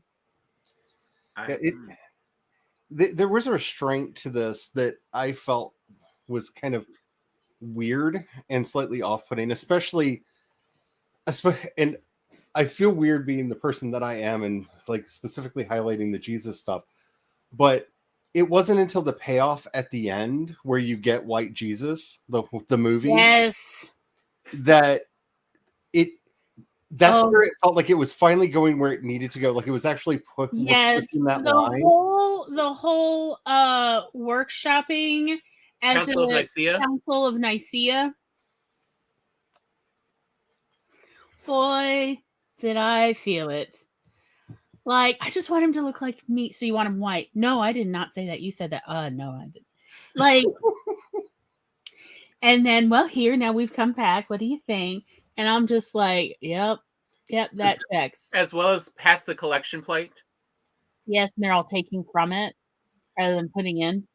Because those were the best ones of that entire like through line for the show, because it felt like they finally got to the place that they wanted to get. The Jesus sessions felt so much like there was an argument in the writer's room when they were making this over whether this was a Beatles spoof or if it was a religious spoof, and they never settled the argument. And it was a little bit of one and a little bit of the other, but not enough of either for it to really hit as hard as it needed to. Mm-hmm. And you kind of feel that even in the skit when they talk about are we committing to the accents or not? Yeah. Yeah, that's the moment where I was like, oh yeah, there definitely was a fight in the writer's room. Mm-hmm. And they're just making that explicit in the story. But I feel like it is you can tell this one, they're looking to do further series of this. Mm-hmm. And they're still not sure what exactly their audience is. So it was we're going to do something for everyone and see who responds. Mm-hmm. They truly cast a very wide net. I mean, now, They got the whole Jackass crew back together. Yes, they got the Jackass crew, and historically accurate with Rasputin, which was wild and awesome at once. What a way to appeal to, that gross out teenage boy audience. And as well as the whole vomiting thing on the boat to storm Normandy. There was only one scene I couldn't watch, and that was Typhoid Mary. Like there was one like. Oh, really? Because we thought of you. Just literally, Tom referenced your existence, Charlie, when we were watching this bit like throughout. Well, it's more of the commentary track. Tom was reading out the commentary, the chat. Tom was reading out the chat. Because that's where the actual humor is you have to read the chat that's going by as she's talking and working. Ignore what Typhoid Mary is saying. That's just more of to create material. Mm-hmm. But the chat is where the actual comedy is. That's where all the punchlines are. Because I think I would have been. I think I would have accepted it better if it didn't have the Mel Brooks's History of the World Part 2 on it, because I didn't feel the things that we've been talking about what made Mel Brooks's comedy special in here. And I'm not trying to blame Nick Kroll. This really felt like Nick Kroll's History of the World Part 2. Like, Nick Kroll is one of Sykes. Yeah, when you divorce it from History of the World Part 1, which I feel like did have a lot of that edge to it, it really it went there with a lot of its jokes in a way that were on the line to just over the line of. I mean, I really feel like it should have been called History of the World, The Second Coming. Yes. Like, it's essentially like it's an offspring of, but it is not necessarily like a direct take. Yeah. And it didn't even, like, for me, work as an homage to Mel Brooks. Like, the Mel Brooks thing at the very beginning was hilarious, where he shows up and because he has to be in all of his own movies. And wow, but he has to look exactly the way he did in the 70s. And did you even know that there were all these muscles under there? Like, that whole shtick was hilarious. When he comes back as Jesus at the end was a great payoff for that joke. Of Iron Man 2, Jesus. I brought Jesus. But it felt, the show itself felt very restrained. And it's only because I'm aware of a lot of the other humor that has been out there. Like, I'm not saying that the Shirley series needed to be anywhere near the Boondocks or any of the other black comedies that are out there, but like, if Robin Thede had been in the room to help write Shirley, it was good. It was really good, but it wasn't pushing that edge of comedy like it wanted to. Yeah, and Gloria and I were talking. It's like, we really hope that the success of History of the World Part 2 inclines HBO to fund a few more seasons of Black Lady sketch comedy. Yes. Because you can't convince me that they didn't hire, what's her name? Benton Bronson. Oh. Quinta Bronson? Yeah, Quinta Bronson. Specifically because of her character in Black Lady sketch comedy sketches of Jesus. Mm-hmm. Because it felt very safe. Yes. And that's the one thing that when we were talking earlier, I think that's one of the words I was looking for when we were talking about Dead and Loving It. Dead and Loving It is a safe movie. Mm. It doesn't really have anything in it that is going to truly upset people or offend people. Whereas, while I don't think Mel Brooks's comedy is intended to upset or offend, like at its heart, it is so far on that edge of comedy that like today, there's the jokes, they don't seem dated. They just some of them seem a little too real still for the context that they're in some of his work. This one, and maybe it's because there were too many cooks in the kitchen and it didn't have that auteur quality that a Mel Brooks film has, where so many of them was either him and a partner or just, or him and the cast doing ad libs on the scene. It was very much idiosyncratic Mm-hmm. in that way, whereas this felt much more sitcom-y in the way it was doing its comedy, where you could feel that, yes, there was a writer's room. Yes, some of the lines may have been ad-libbed on scene, on set, and you can kind of feel which ones those were, because they were the ones that kind of made you go, oh, like you had this moment of freshness that popped out of the show. And I'm saying all this not to be a hater. I did not hate the series. It's just, it's the Disneyfication of Mel Brooks. All of the sharp edges have been nicely polished off. All of the plugs have safety plugs in them, so you don't have to worry about the kids poking their fingers in them. You know what I'm saying? It's rubberized for your protection. That's really the feel I got while watching it. And I don't know, being familiar even with just Nick, the Kroll show, and what he's done with Big Mouth and Human Resources and stuff, I know he can go there to that place. And I don't know if it was the Disney Corporation because it's on Hulu, or who softened the tone, where the idea was to soften the tone, because that to me is what really held it back. I mean, but you could also tell, like, they were worried about losing a large portion of,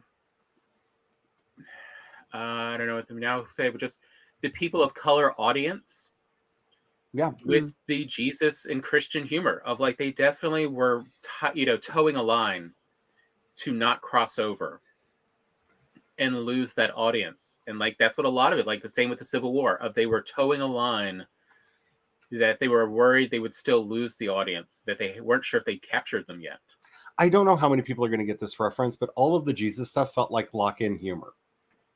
Like, I don't know how many people went to evangelical Christian schools and they would do all the kids get to be free from their parents from a night, and we're going to lock them into a place so they can't get out and do shenanigans, and there are going to be a few people that are going to watch them, but it's basically the kids get to run wild for an evening of very controlled entertainment where we have a band or something set up and some movies, but you're going safely wild for a night. Yeah. It had very much that lock-in humor. I don't feel like was where they were wanting to go with it. You could feel that they were wanting to be edgier in their humor than they actually got to be, because these felt like the kind of jokes that you would get from a stand-up comedian that was hired to play at a Christian lock-in. Yeah, it was definitely it definitely felt of a 10 to 12-year-old and up audience. It's not a 20 and up. It's the blasphemy, not the blasphemy that I feel like at times they felt like they were going for. And yeah, maybe for all we know, like halfway through their writing it, stuff came down that we are changing. The audience appeal now has to be a bit lower. It's no longer just a TVMA skit show. It's now a, not Y7, but it's definitely a family, a general audience. Yeah. All of the dirtiest jokes are in Yiddish.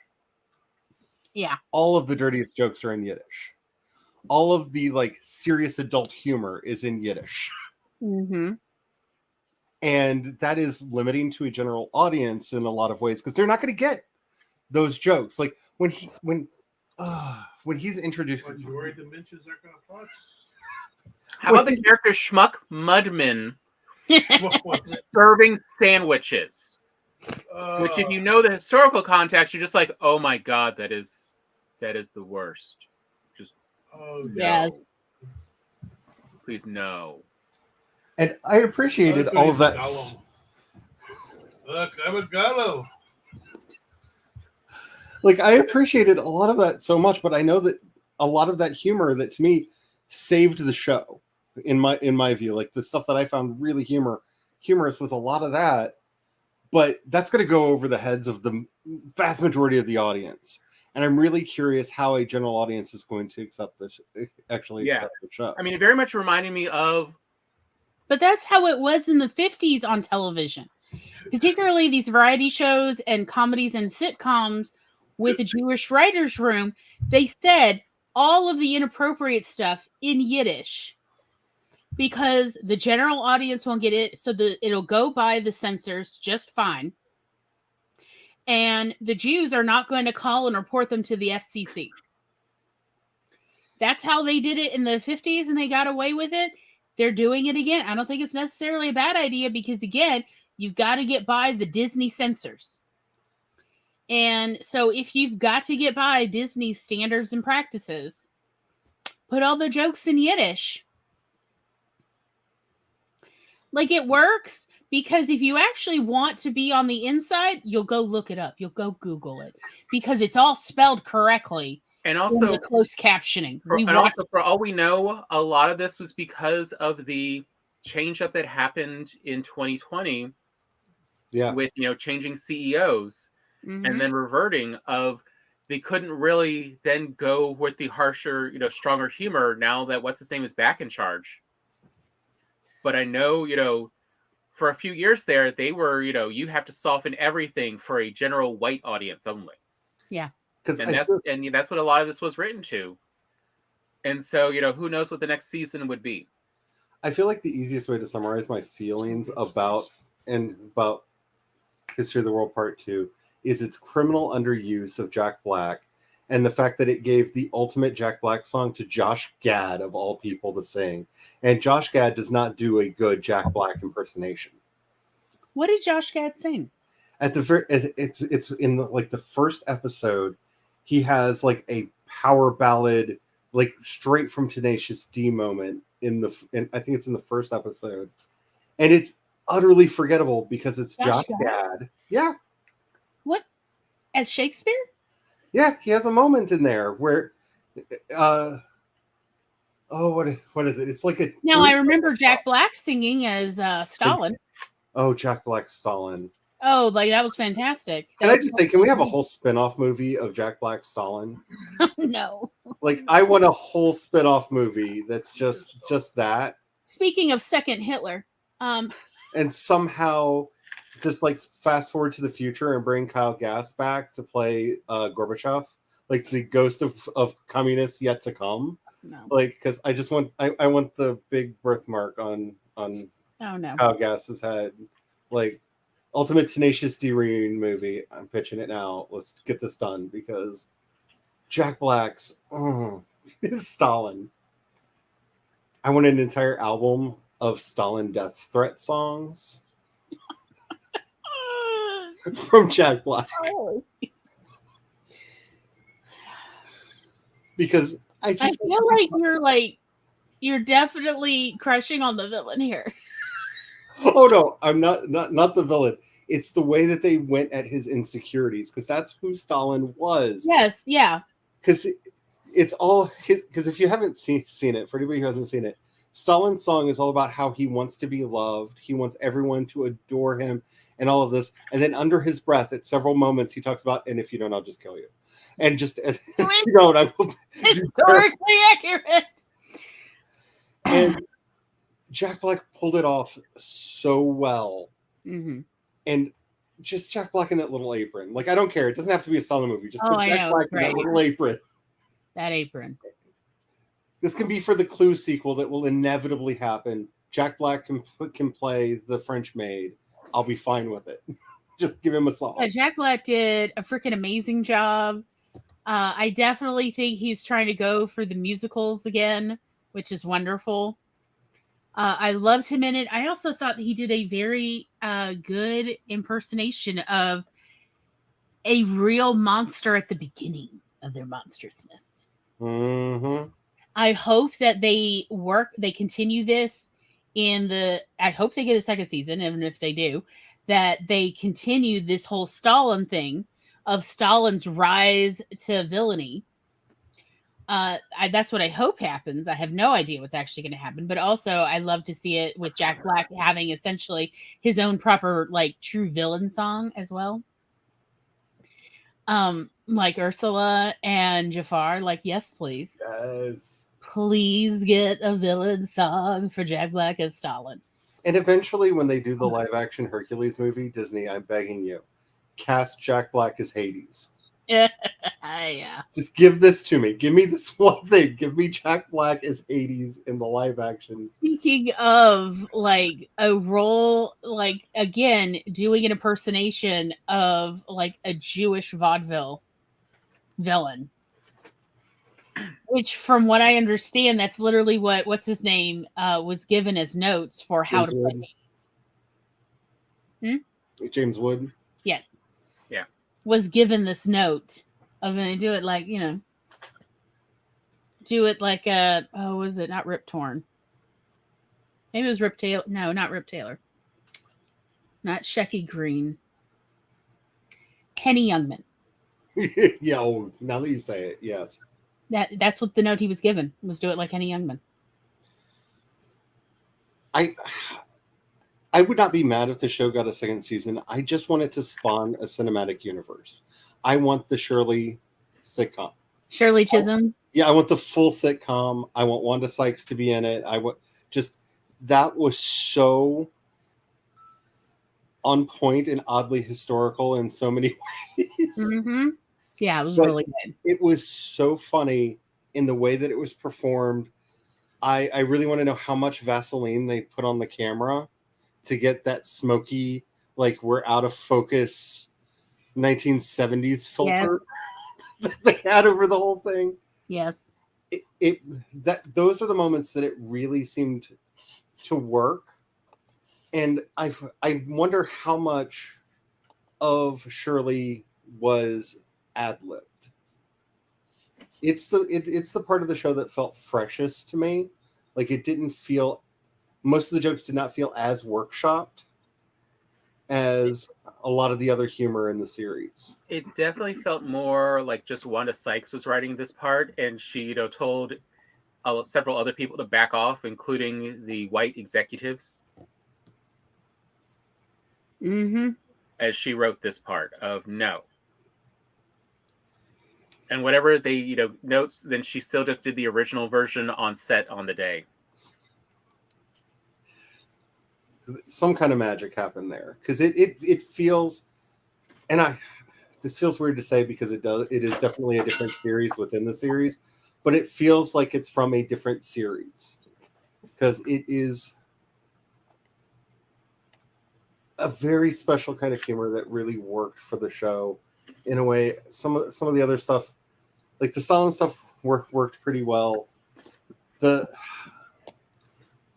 not saying that they needed to get some people that have done Instagram or Twitch or get an influencer in, but get somebody to actually sit on Instagram for a little bit to make those jokes land harder. Like they weren't bad, like the Anastasia. Mm-hmm. Like I'm in hiding. Let me give you, but don't forget to. But like I'm working on my new brand, Cluck. Like it was fun. Just talking to chickens, y'all. Like it was funny, but I feel like it could have gone harder than it did. Yeah. And I feel like for most of the show, it felt so safe. It also, to me, felt a little rushed. It felt like it hadn't, like the various skits hadn't been punched up quite much. They hadn't been workshopped enough. But again, like we don't know the timeline that this was actually on, especially with the Disney shakeup and God knows what's going on at Hulu. Look, I am just thrilled that Hulu has actually been advertising this show. Yes. That is unusual for Hulu, and I hope that continues. And I do really hope there's a second season. That would be wonderful if there was a second season. The saddest part about it being a show is I think it would have been a really good movie. Like you could cut together scenes from it into a supercut that would be an amazing History of the World Part 2 movie. But given the series format. And I think also, like Hulu was just not looking for a movie. They're looking for a TV show. Yeah. Since that's really what Hulu plays to. And so I understand why, and that if you're going to do a TV show, Nick Kroll is the person you want. Yeah. Nick Kroll is good for getting a general audience into a show. He's also really good at getting the ever elusive demographics in, i.e., men between the ages of 13 and 39.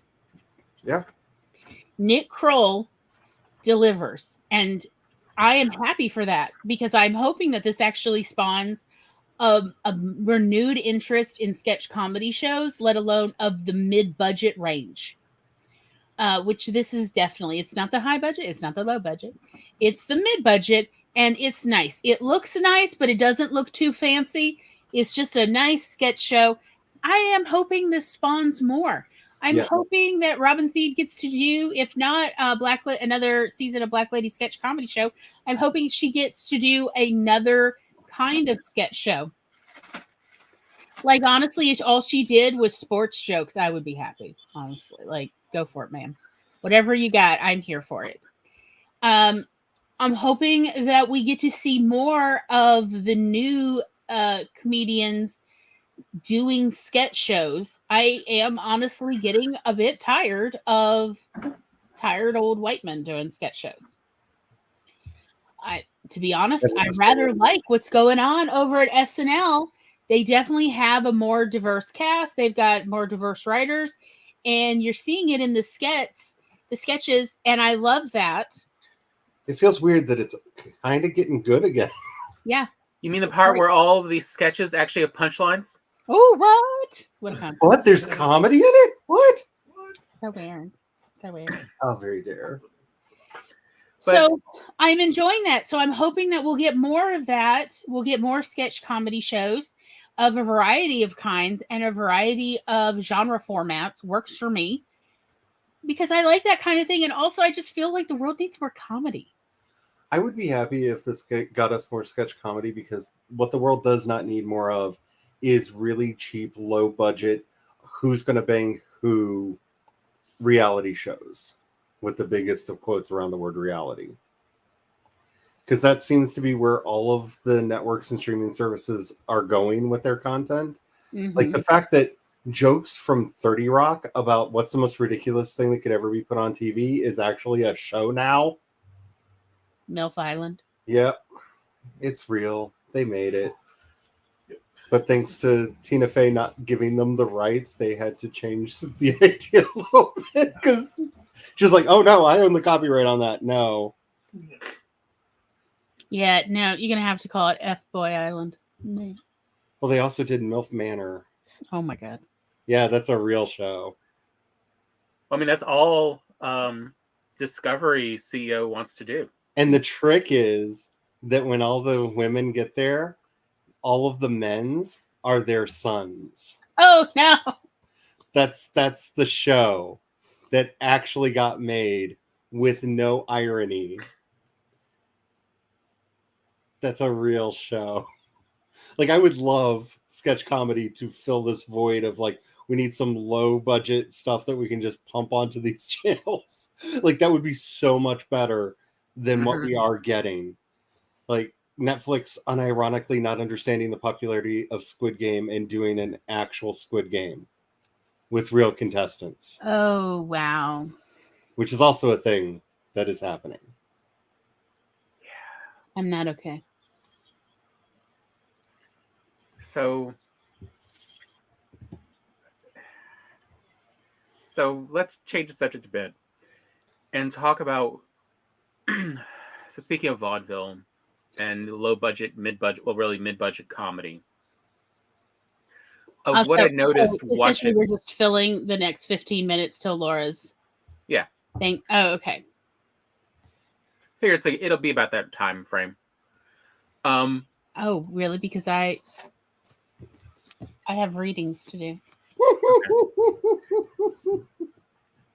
Because what I really noticed watching Mel Brooks is not an amazing comedian. He's not an amazing writer. He is mediocre.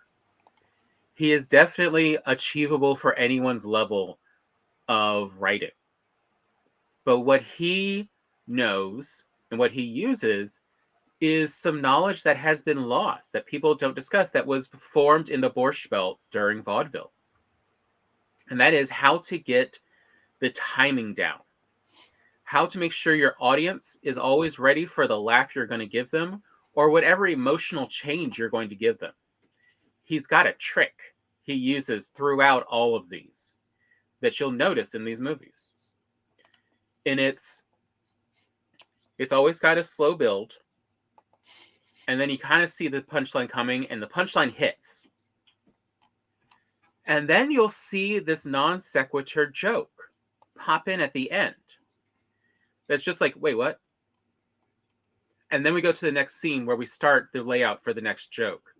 And what that is for is it gives your audience something to think and giggle about while you're setting up the next joke. So you don't have to have all of these jokes lined up from the beginning to just start going off one after another. You can write all of these scene by scene and put them in wherever you want. You know, vaudeville style, sketch comedy style. But you'll notice his pacing. His pacing is the trick to getting these movies be entertaining. And where it doesn't work quite the same in like Dracula Dead and Loving It or Life Stinks, you don't see these little vaudeville tricks being put in. But like Young Frankenstein, History of the World, Spaceballs especially, you'll see each joke be lined up, and then it's got a payoff, and then there's a non sequitur joke put in right afterwards. And it's so you're laughing and your brain can think about something at the same time while the next joke is lining up. And that is part of his real trick to getting his audience to stay with him. Of how can you keep telling all these different jokes? I mean, History of the World Part 1 has a lot of varied jokes you're just often not seeing coming, of like, where's the joke going to be here? But we put in these non sequitur jokes that have nothing to do with it for little giggles and to also give you some thoughts to think about and make your own little jokes in. And, you know, that's where the little physical comedy bits come in. And I feel like as writers, we often forget about, we're so plotting and planning where the big emotional arc is. We forget to put in these little moments to tide over our readers. And that's what vaudeville figured out as they're doing dinner theater and they're doing, comedy, and you got people who are distracted and tired. How do you keep their attention? Well, you have your big joke and punchline planned out. But every time you see your audience start to slip, you have to put in a little quick thought to grab them back in. And like when Gloria's talking about the comedy doesn't seem punched up enough. Yeah. That's a lot of times what we're really talking about is the big joke, the big emotional arc is there. But where's the little bits to keep you tided over, to keep your attention wrapped? And if your attention got lost, to bring you back into the story. And that's what Mel Brooks does so well, is bringing vaudeville to this big screen. Okay. Is it my turn yet? Yes, go ahead. Okay, so now you understand why you need vaudeville, why you need these jokes. And again, I want to point out vaudeville really came out of the music hall tradition. And some of these jokes are literally 200 or more years old. Some of these jokes are actually 300 years old. And there are a few jokes that literally date from ancient Egypt. I said it. So, okay, I want to go over quickly the history of joke inheritance. Because a lot of people don't understand when we say, oh, that's an old joke. We are not kidding. That a joke is literally hundreds of years old. And this is how we know. Okay, so here's what used to happen. You have performers. Performers develop jokes. They hear jokes from audience members or whatever, or people, and they have essentially a private stock of jokes. And then when they retire, they would then sell their stock along with training on how to deliver it. Because again, part of the whole point of joke telling is you actually know you need to know how to deliver it correctly so that it's funny, where to put the emphasis, where to put the pause. Again, like, so for instance, when we talk about, oh, there, he's finally gotten it, of we're giving that pause so that the person can then figure out the little play on words or whatever the punchline is, and then the laugh. So there's going to be a pause from the performer's point of view as the audience members put the pieces together and they get the joke. And that actually makes it funnier when they put it together, because it's like they won something because they, did the final assembly. Hence, you heard Brian laughing several times as his brain put it together and then re-put it together. Yes. Because he'd earned the joke. Yes. So, okay. So this has been going on in like various performance traditions for hundreds, if not actually thousands of years. Hence the oldest printed joke being on one of the walls of the pyramids, and they only recently found it or something.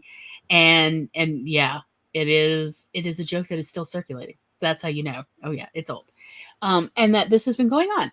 So what used to happen was various performers would then buy the stock, get trained on how to deliver all the jokes, and then when they retired, they would do the same. However, things have changed. Let me just say it. Things have changed. And the performance tradition is not what it once was. So a lot of people don't want to buy the old jokes. However, we have this still booming publishing tradition.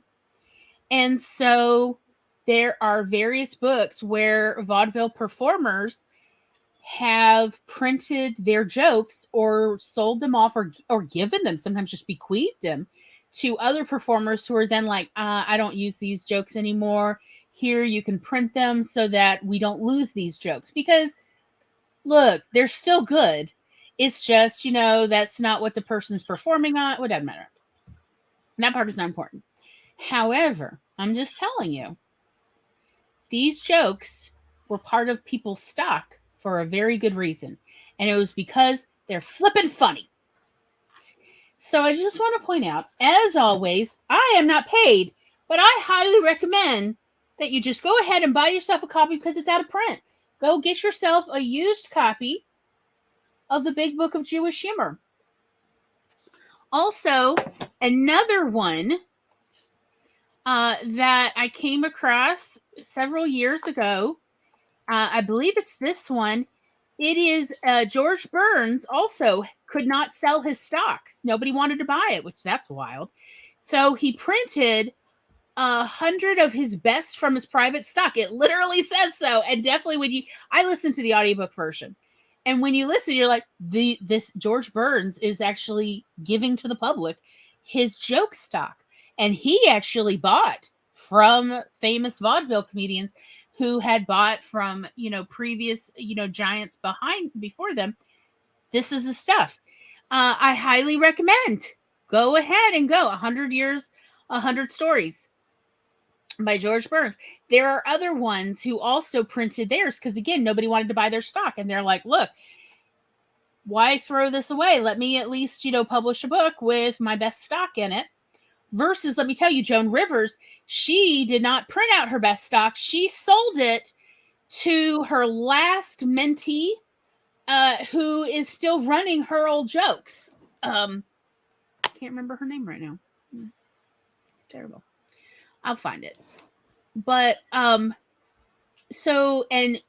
Joan Rivers actually bought a lot of stock. She bought, I think, like she said at one point, she had bought a total of 40,000 jokes, and she herself had written 10,000 jokes. Mm-hmm. And she had a whole card catalog system in her house that took up an enormous dining room full of card catalog drawer systems of her jokes. So I just want to point out, go ahead and do a little research. It is the most enjoyable research. Okay, please just go ahead and do it.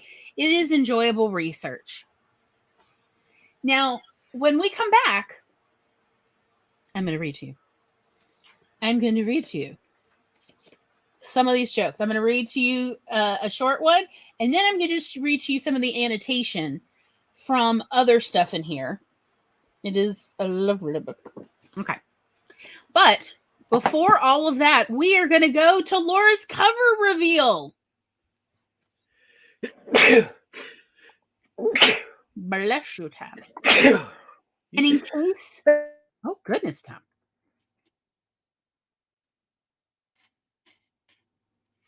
And in case you don't have the link, I put the link in. So I'm going to start a 10-minute timer. And we're going to take a little sprinty sprint. And then when we come back, I'm going to read to you some jokes, including the analysis of it. Oh, you're going to love it. Oh, you're going to, trust me. You're going to love it. We're going to have a good time.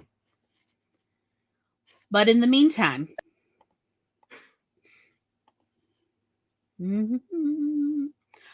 there, the jellyfish timer. I mean, I could be wrong. Like, Laura's cover reveal may actually be quite long. I don't know. But I figured we'd go ahead and do this little thing. And then we will come back. Or maybe some of you won't come back. I don't know what's going to happen. I will read to Tom and Charlie. That is what I will do. And if y'all are here, cool, cool, cool. And we'll see y'all in just a few minutes.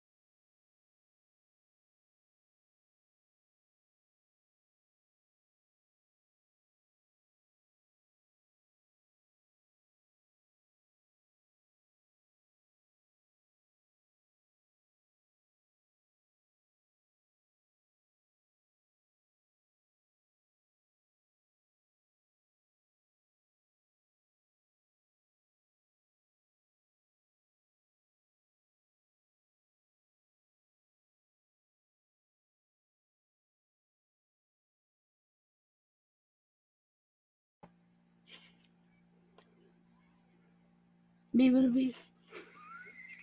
Beep, beep, beep, beep, beep. I debated whether I should just go ahead and remove that one or leave it going. Yeah. I was like, we could just let it run. Who would know? No one would know.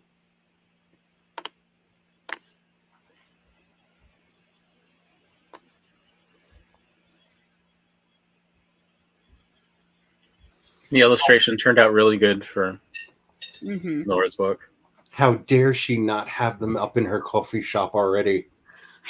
I went over to buy. She's dragging her feet. I said it. Every writer's greatest fear. To be applauded and loved. Yeah. Yes, that they actually genuinely like your stuff. It's not just for show. Yep. I mean, you have to drag your feet. It's a proper zombie move.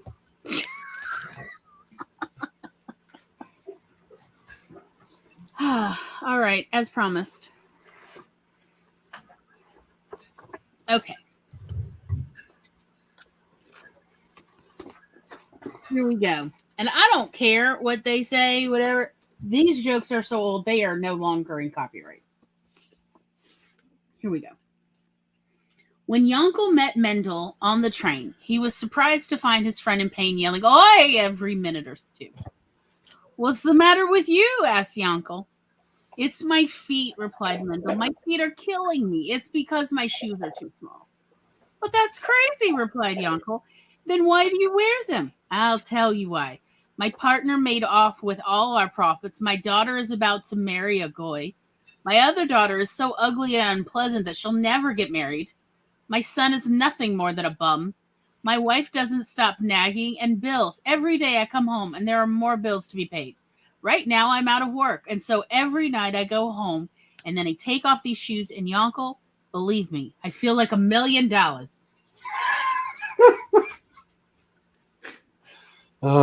Is true. Here is the commentary. One of the basic principles of Jewish logic is that things could always be worse. A poor man goes to the rabbi and complains, "My house is too small for my family of 10. "Bring in your goats," says the rabbi, and the man complies. A week later, he returns, "Rabbi, it's even worse. "Bring in your chickens," says the rabbi. The man returns in another week, and the rabbi tells him to bring in his cow as well.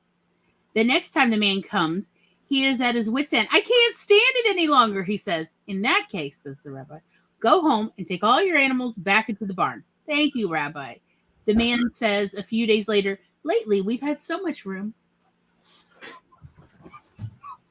By the way, I believe that is actually in the Talmud. Or I was just about to say, I think that's in the Talmud. yeah, I think that's actually in the Talmud. Again, it's not a copyright. So, the book is filled with these where we've got the joke and then we have the commentary. And the commentary could be a short biography about the writer, for instance, or the commentary could be explaining, the original joke that joke is based on, and so on. But I like this book because it explains where this is coming from or what is the point of this joke. In Judaism, there is always a point to a joke. It's never just a joke for joke's sake, because it is about to always be learning. And that is, truly about to study the Torah is all encompassing. So if you're a good student, everything comes back to that, of the studying of the Torah and the Talmud. And a lot of the good Mel Brooks comedies, you always do feel like you're learning some stuff. You're learning some ideas you can tell other people, as well as you're learning some jokes to tell people. I mean, everyone who's watched, Robin Hood Men in Tights, at some point will tell someone else out of just requirement, a feat of strength. No, a great strength of feet. Yeah.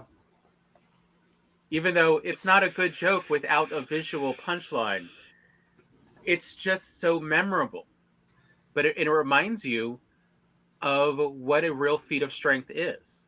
and how it is not just one person, it is a group that creates this feat. All right. I mean, how many assholes are on this? This is literally the Talmudic logic, and it literally does quote from the Mishnah from Nazur 3:7. If one man saw a koi, an animal that was believed to be intermediate between a kid and a gazelle, between like a goat and a gazelle, and which consequently the rabbis were uncertain to classify as wild or domestic or both or neither, and said, I vow to be a Nazarite if this is a wild animal. And another man said, I vow to be a Nazarite if this is not a wild animal. And a third man said, I vow to be a Nazarite if this is a domestic animal. A fourth man said, I vow to be a Nazarite if this is not a domestic animal. A fifth man said, I vow to be a Nazarite if this is both a wild animal and a domestic animal. A sixth man said, I vow to be a Nazarite if this is neither a wild animal nor a domestic animal. A seventh man said, I vow to be a Nazarite if one of you 6 people is a Nazarite. An eighth man said, I vow to be a Nazarite if none of you 7 people is a Nazarite. And a ninth man said, I vow to be a Nazarite if all you 8 people are Nazarites. Then they all are Nazarites.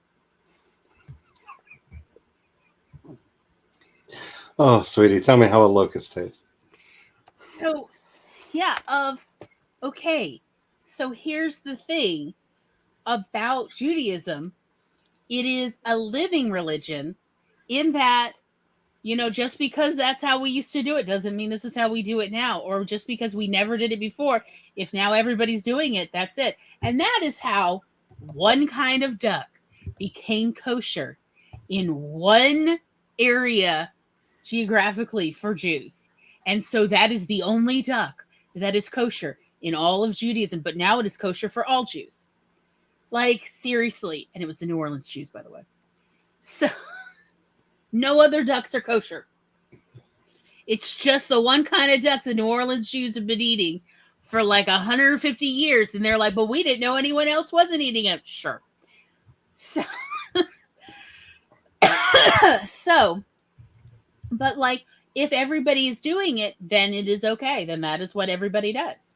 So that's the problem with not having a pope that can declare a beaver a fish.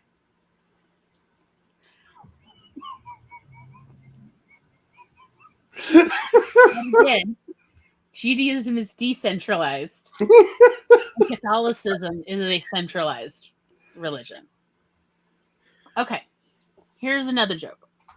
In 1914, when war threatened to engulf all of Europe, 2 yeshiva students were discussing the situation. One was completely pessimistic. The other one was trying to console him. As yet, there's no reason to worry. This whole crisis may blow over, but even if war comes, there are still 2 possibilities. Either you'll be drafted or you won't. If you're not drafted, there's nothing to worry about. But if you are drafted, there are still 2 possibilities. You may be sent to the front or you may not. If you are sent to the front, there are still 2 possibilities. You may be wounded or you may not. If you're not wounded, you have nothing to worry about. If you are wounded, then there are still 2 possibilities. You may be wounded seriously or you may not. If not, you have nothing to worry about. If you are wounded seriously, there are still 2 possibilities. You may die from your wounds or you may not. If you don't die, you have nothing to worry about. If you do die, there are still 2 possibilities. You may go to the good place or to the bad place. If you go to the good place, you have nothing to worry about. But even if you go to the bad place, there is still one other possibility. And there may be no war at all. So you really have nothing to worry about. Rumination, the joke. But again, like, there's a certain truth there. Yes. So the commentary is this. This is one of those rare cases where the term Talmudic logic is accurate and appropriate. Every stick has 2 ends, says the proverb. And there are several jokes based on this tendency to allow for every possibility. The most famous of these stories has to do with the 2 litigants who come before the rabbi. After hearing the first testimony, the rabbi says, "It seems that you are right." But after the second man speaks, the rabbi says, "It seems that you are right too." "How can this be?" says the rabbi's wife, who has been listening to the arguments. "How can both of these men be right?" Says the rabbi. "You're right too."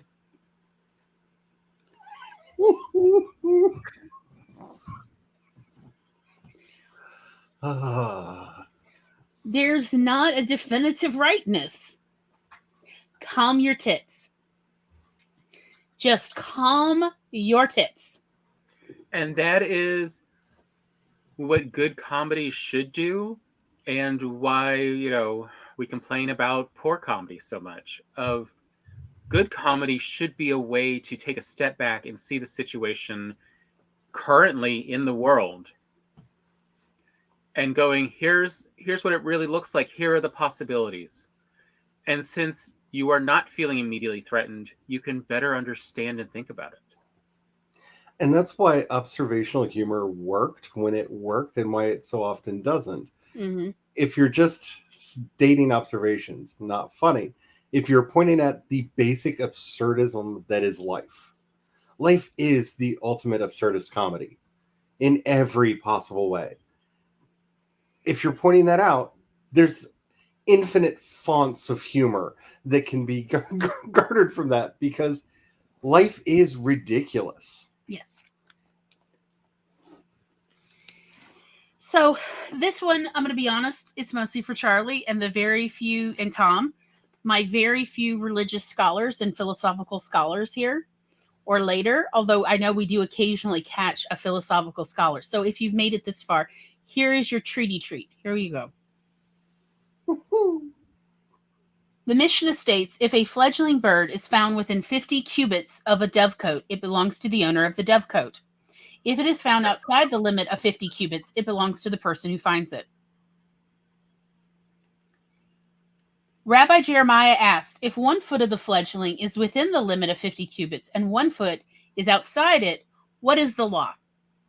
It was for this question that Rabbi Jeremiah was thrown out of the house of study. From the Talmud, Bava Batra 23b. That's for you. Mwah, mwah, mwah. I love you. There you go. That's in the fucking Talmud. And it was for this that they threw him out of the house of study. But get out. Let's get out. Off you go. Bye-bye now. Yes. Can you? But what? Go now. Go all the way home. Remember, there's no dumb questions, just dumb questioners. I mean, this is the one thing that I've used and weaponized against people when discussing classical philosophy. I do not trust a philosopher that doesn't have a sense of humor.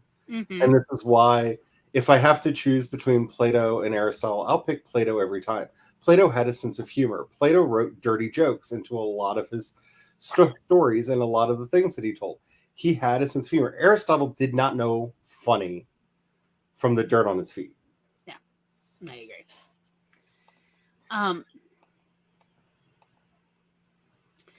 So I'm not going to read to you the whole story from Shalom Aleichem, but the story is called What Kind of Rabbi We Have. And I will, however, read it in the Discord afterwards if anybody actually asks me to. It's here. And again, it's out of copyright. So anyway, but there have been many fictional short stories that have, and not so short stories, that have been inspired by Shalom Aleichem's take on this.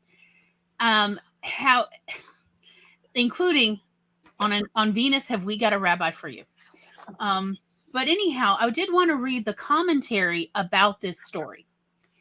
Some of Shalom Aleichem's readers attacked his early humorous stories, protesting that a Jewish writer should not waste his energy on such trivia.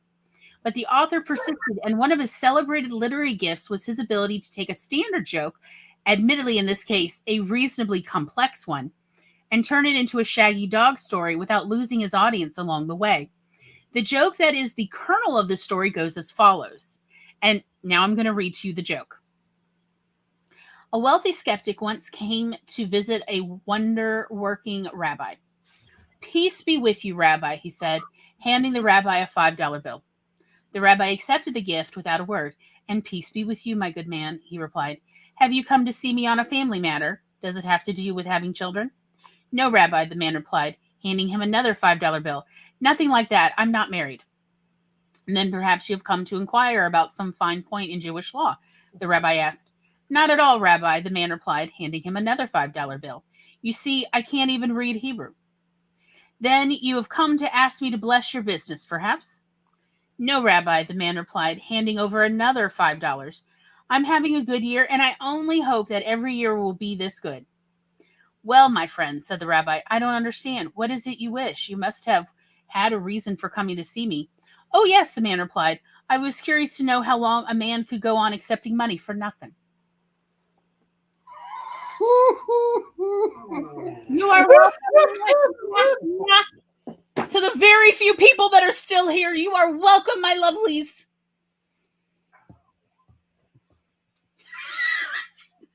I don't know. It's called a Twitch career. I mean, or should I just read old jokes? Oh no, I'm just saying, how long can a man go accepting money for nothing? I mean, I've seen some of the like top earners on the on the streaming sites, and there's so much just sitting around. Really, you didn't want to go with faux news? See, I just love the internal documents, literally them stating like, we know this is entirely a lie. I can't wait till we're past this and we don't have to keep dealing with these people anymore. Like, that's how you know, oh, look, that is the face of evil. Yeah. So true. I know, I just wish I had won the genetic lottery so I could just eat yogurt on a stream while watching funny videos and make like tons and tons of money.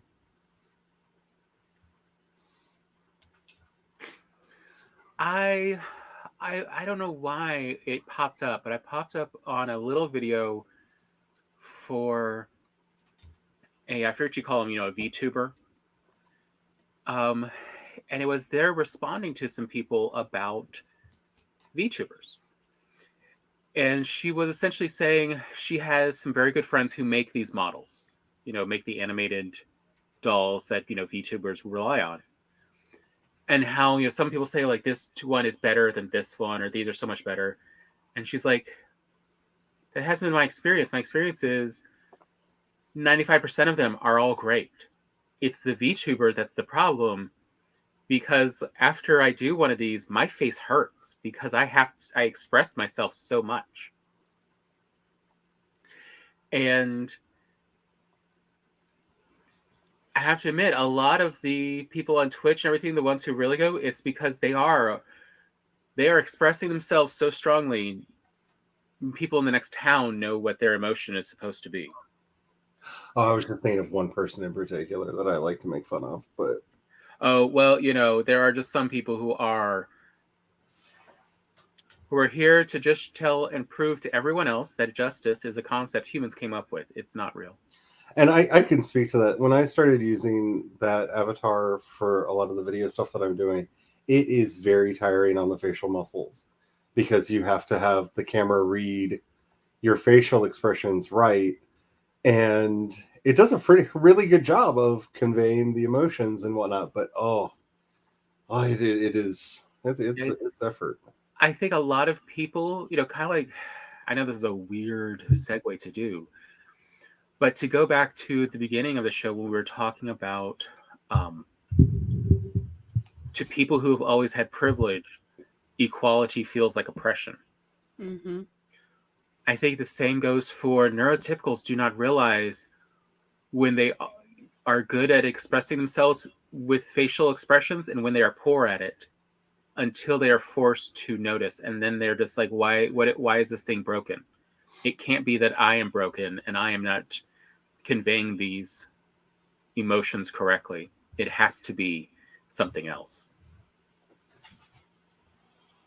It's like, no, you're just getting along in a neurotypical world where you don't have to try that hard.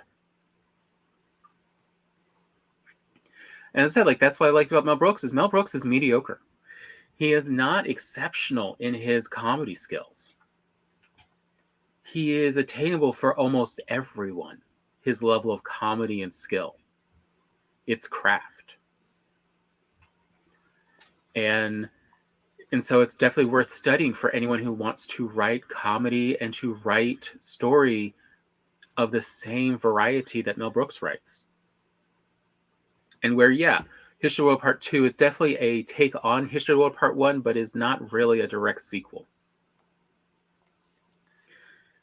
Because it's definitely an interpretation of Mel Brooks, not so much Mel Brooks writing itself. I think we're going to have to redefine our expectations going forward in the world. Because as I hear you saying the word mediocre, I don't have as negative a relationship with that term that a lot of people tend to have. Because so many people want to be exceptional or, supreme or better than. And we're approaching this state of there's so much out there.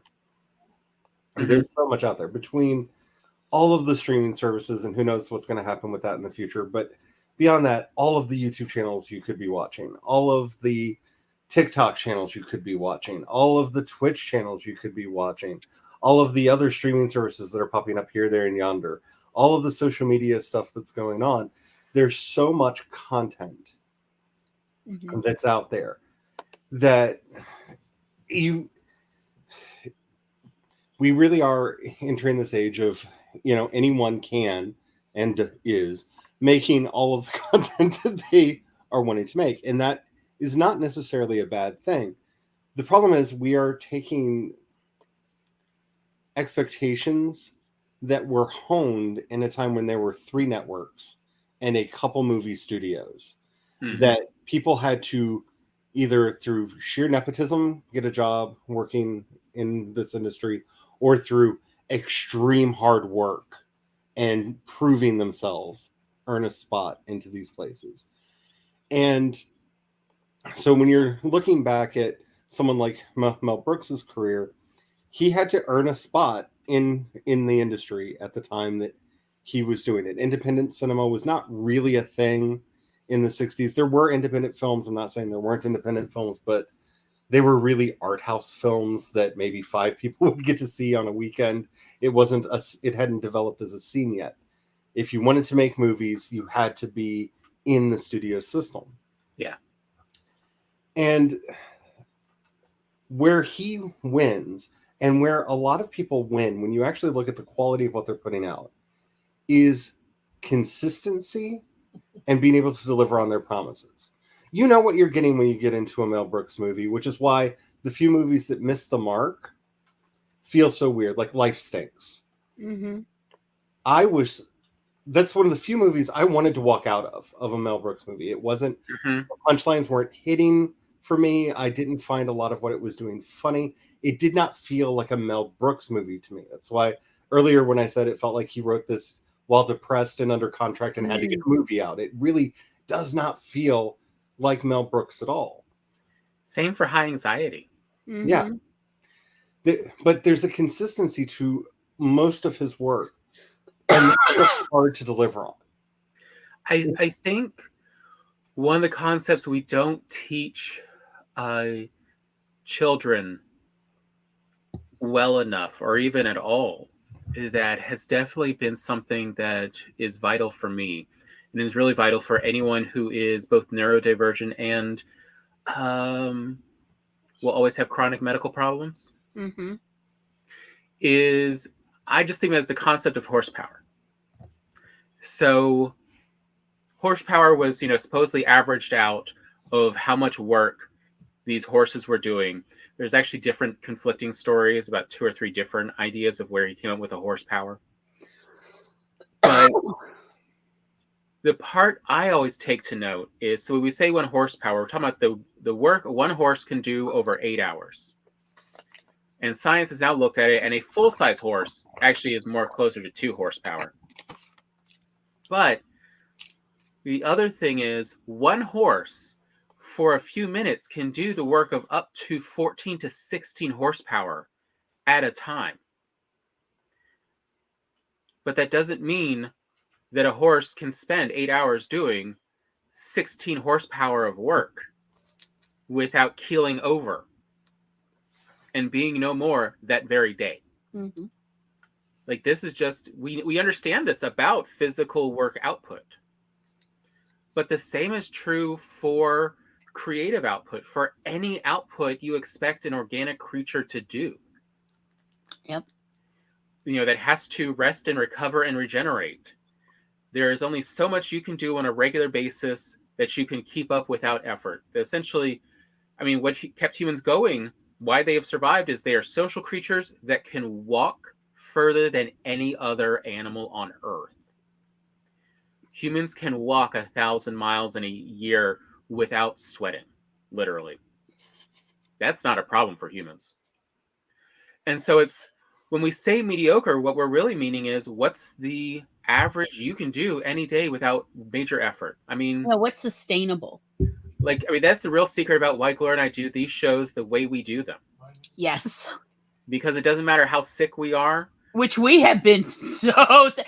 Y'all saw, we literally had COVID. And we still didn't miss a single Monday show, let alone setting up a Monday. We had COVID when we had to then figure out how to set up the show. And we did. And it's because we thought about years prior, how can we do this show where no matter how bad, unless we're literally on death's door, we can still show up. We'd still do this. And that's the power of consistency. It's why we misunderstand why certain things are popular. And this is not an argument that this band is somebody that should be respected for what they did, but it's why, like, Nickelback was popular. You always knew what you were getting. Mm-hmm. And if that was the kind of music you were looking for, every time they released an album, every single that came out, it was exactly what you were expecting. It checked all of the boxes that they promised. Because it's those two parts. It's the consistency and delivering on your promise. Like, Nickelback never came out and said, we're going to have the greatest guitar solos and the most moving lyrics. No, they're like, we're going to give you fair to middling, acceptable for a man to have emotion rock that we can make. That's not going to rock so hard that people are going to be like, hey, turn that down. But it's not going to be so laid back that you feel like you're listening to Kenny G. This is what we're going to deliver. And we're going to do it consistently, album by album by album. And it's why they were able to become popular. And it's because they always delivered on their promise. Mm-hmm. And that's really the secret to success that people don't want to talk about. We want to talk about how people struggled and raised themselves up through their immense, amazing talent. When you look at the biggest names in whatever field, Stephen King is not the greatest horror writer who ever lived. He is the most consistent writer, I think, that has probably ever lived. Even through all of the issues that he's had with his health, with the accidents that have befallen him, with the cocaine habit that he struggled with, he was consistently writing every day and putting out so many books that they used to put them all out under different pen names because they were afraid he would flood the market with too much content. Mm-hmm. Because he was consistent. And when you pick up a Stephen King book, you know exactly what you're getting. You know what you're getting from a Nora Roberts book every time. No one's under any illusion what they're getting with Brandon Sanderson. Yeah. It's the same. I'm not saying it's the same thing every time, but you know what you're getting. He has a consistency to his fiction. And that's what makes him big. It's what makes them able to attract this large audience. Because I'm in the mood for a fantasy novel that's going to take me to a strange world that's going to have a whole bunch of lore that I'm going to have to pick through and figure out. And it's probably going to have a mystery in it. Brandon Sanderson's going to do that every time. Every book, consistently across the bat. Whether it's his best book, his worst book, anything in between, it's going to all be in that very consistent field. And that is the hardest thing to develop as a creative, because you want to be exceptional. Tolkien was not exceptional. He was consistent. His writing style, the bitchiness in his voice, I highly recommend, if you can listen to the version, I just lost his name, the actor who played Gollum. Andy Serkis just released all of Tolkien's work as read by Andy Serkis. And he can see all of the, let's sit at the fence and just gossip about the neighbor's content in the books, and plays into it so well. But that's the voice that Tolkien wrote with. And you know what you're getting in each book. Which, if you are familiar with fantasy from the time period, it was all over the place. This book, you get a wizard. Next book, you get a spaceship. The next book is a fairy tale. You didn't know what you were getting. I say, and like, it's also the problem of when people talk about the past that they didn't live, they often leave out the other details. So, like, when you're talking about Nickelback, I was thinking of bands that are on the opposite scale, as well as what we're... So, like, the only reason the Beatles succeeded was that even though they weren't consistent, in their album releases, they were consistent because they would re-release some of their older songs that they knew everyone liked, along with their new songs. So there was always something they knew the audience would enjoy, even if they didn't like their new stuff. Versus, like, everyone forgets, for all they talk about Aerosmith, of like, oh, this album is great, and I love this song, and I love Aerosmith. Aerosmith changed almost every single album. Yep. With a different sound and style. And some years it hit on the mark, and other years it missed the audience by a different state. And we don't talk about those albums. And, or, you know, you can be truly consistent. Like Gloria and I almost started giggling once when we watched a, whatever you call it, you know, when they got the band back together for a live performance in a studio of Cheap Trick singing whatever their big song is. And we watched them and we went, oh my God, that's why they're called Cheap Trick. They only have one trick. They have one trick. It's a cheap trick. And it is. But it's what gives all their songs this same sound that no one else figured out how to replicate because, you know, they're in their own worlds. It was recorded at somebody's house, apparently, this video, and they actually show you how to do their one trick. Yes. In the video. And it is a cheap trick. It is cheap. But you can see how, you know, some teenagers... Yeah, it's I want you to want me. Yeah, I want you... Of how they figured out how to do this. But it's you always knew what you were going to get with Cheap Trick. Because they had this one trick they liked to use. All their songs sounded similar. So if you liked them, you liked them. And I'm not saying that it's impossible to be exceptional and famous. There are a couple people like that. But think about it. They have very few works. Because they poured everything into maybe that one book that they wrote. And it is literally their magnum opus. It is everything that is them in that one work. Or it just took so long to make that by the time they got it done, they just didn't have the energy or the time to make a second one. They may have been in the process of making a second one, but never got there. And that's the choices that we have to make when we're looking at how we want to design our own creativity and how we are going to interact with the world. Embrace mediocrity. Yeah, like you can tell with Mel Brooks movies, these scripts are not overthought. These are some simple plots. As I said, like the good ones have giant plot holes in them, just massive. But we don't care because it's a fun movie. But all of the thought went into the places where it counts. The jokes hit. Because that's all you need. You need to get to the place. The smartest thing that they did with History of the World Part 2 is it's backloaded. The funniest skits are at the end. They're in the last 2 episodes.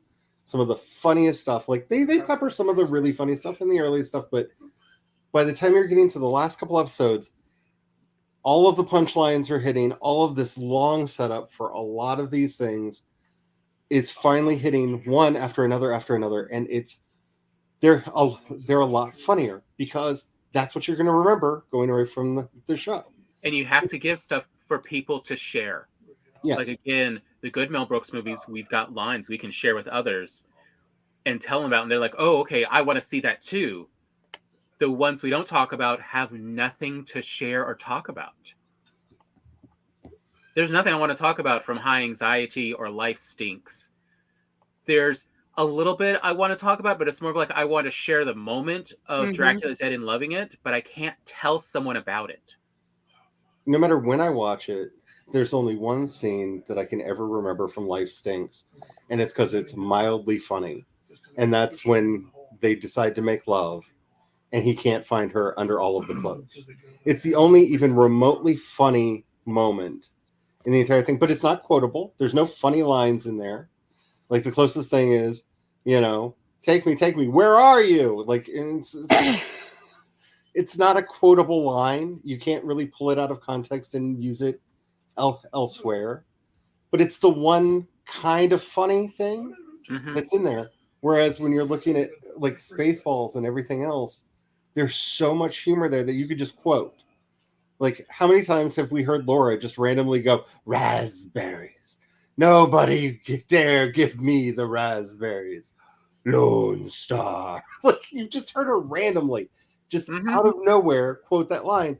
And even if you have no idea what context this joke is from, it's such a beautiful non sequitur line. It's funny.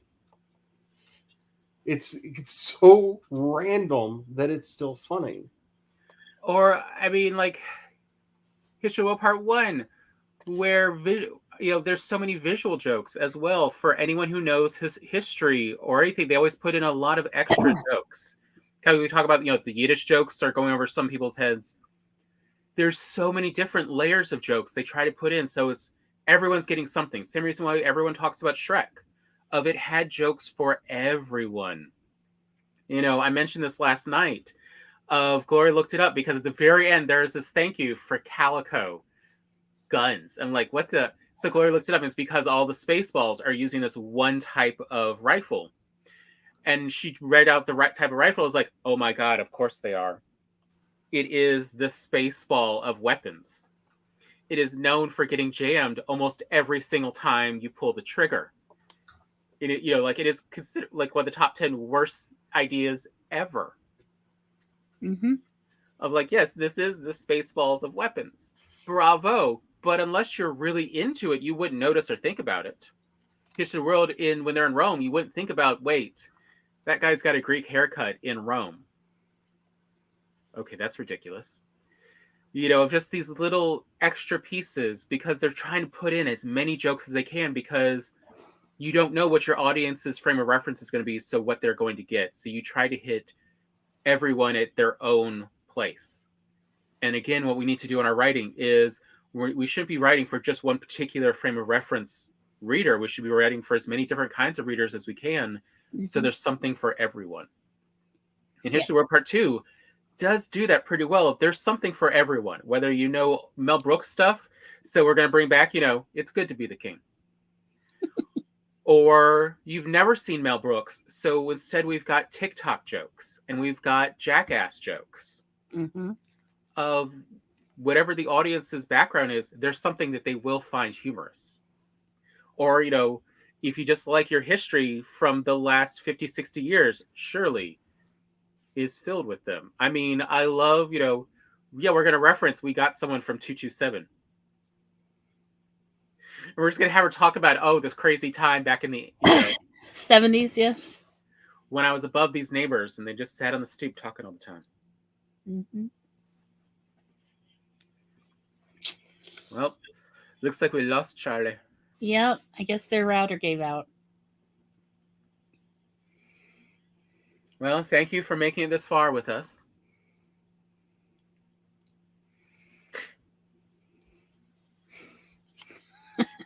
Did you say I'm blinking?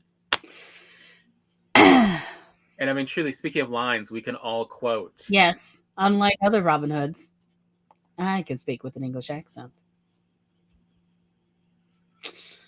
Charlie, are you with us yet, darling? Yes. The evil internet's tried to kick you off? I'm blaming it on the evil cuss monster in the corner who picked the most highly graphically intensive game he could to be streaming while we were talking. I was stress testing. Did you tell him off?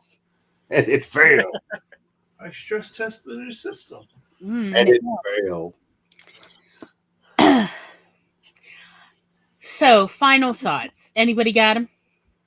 How many assholes are on this ship? Yo.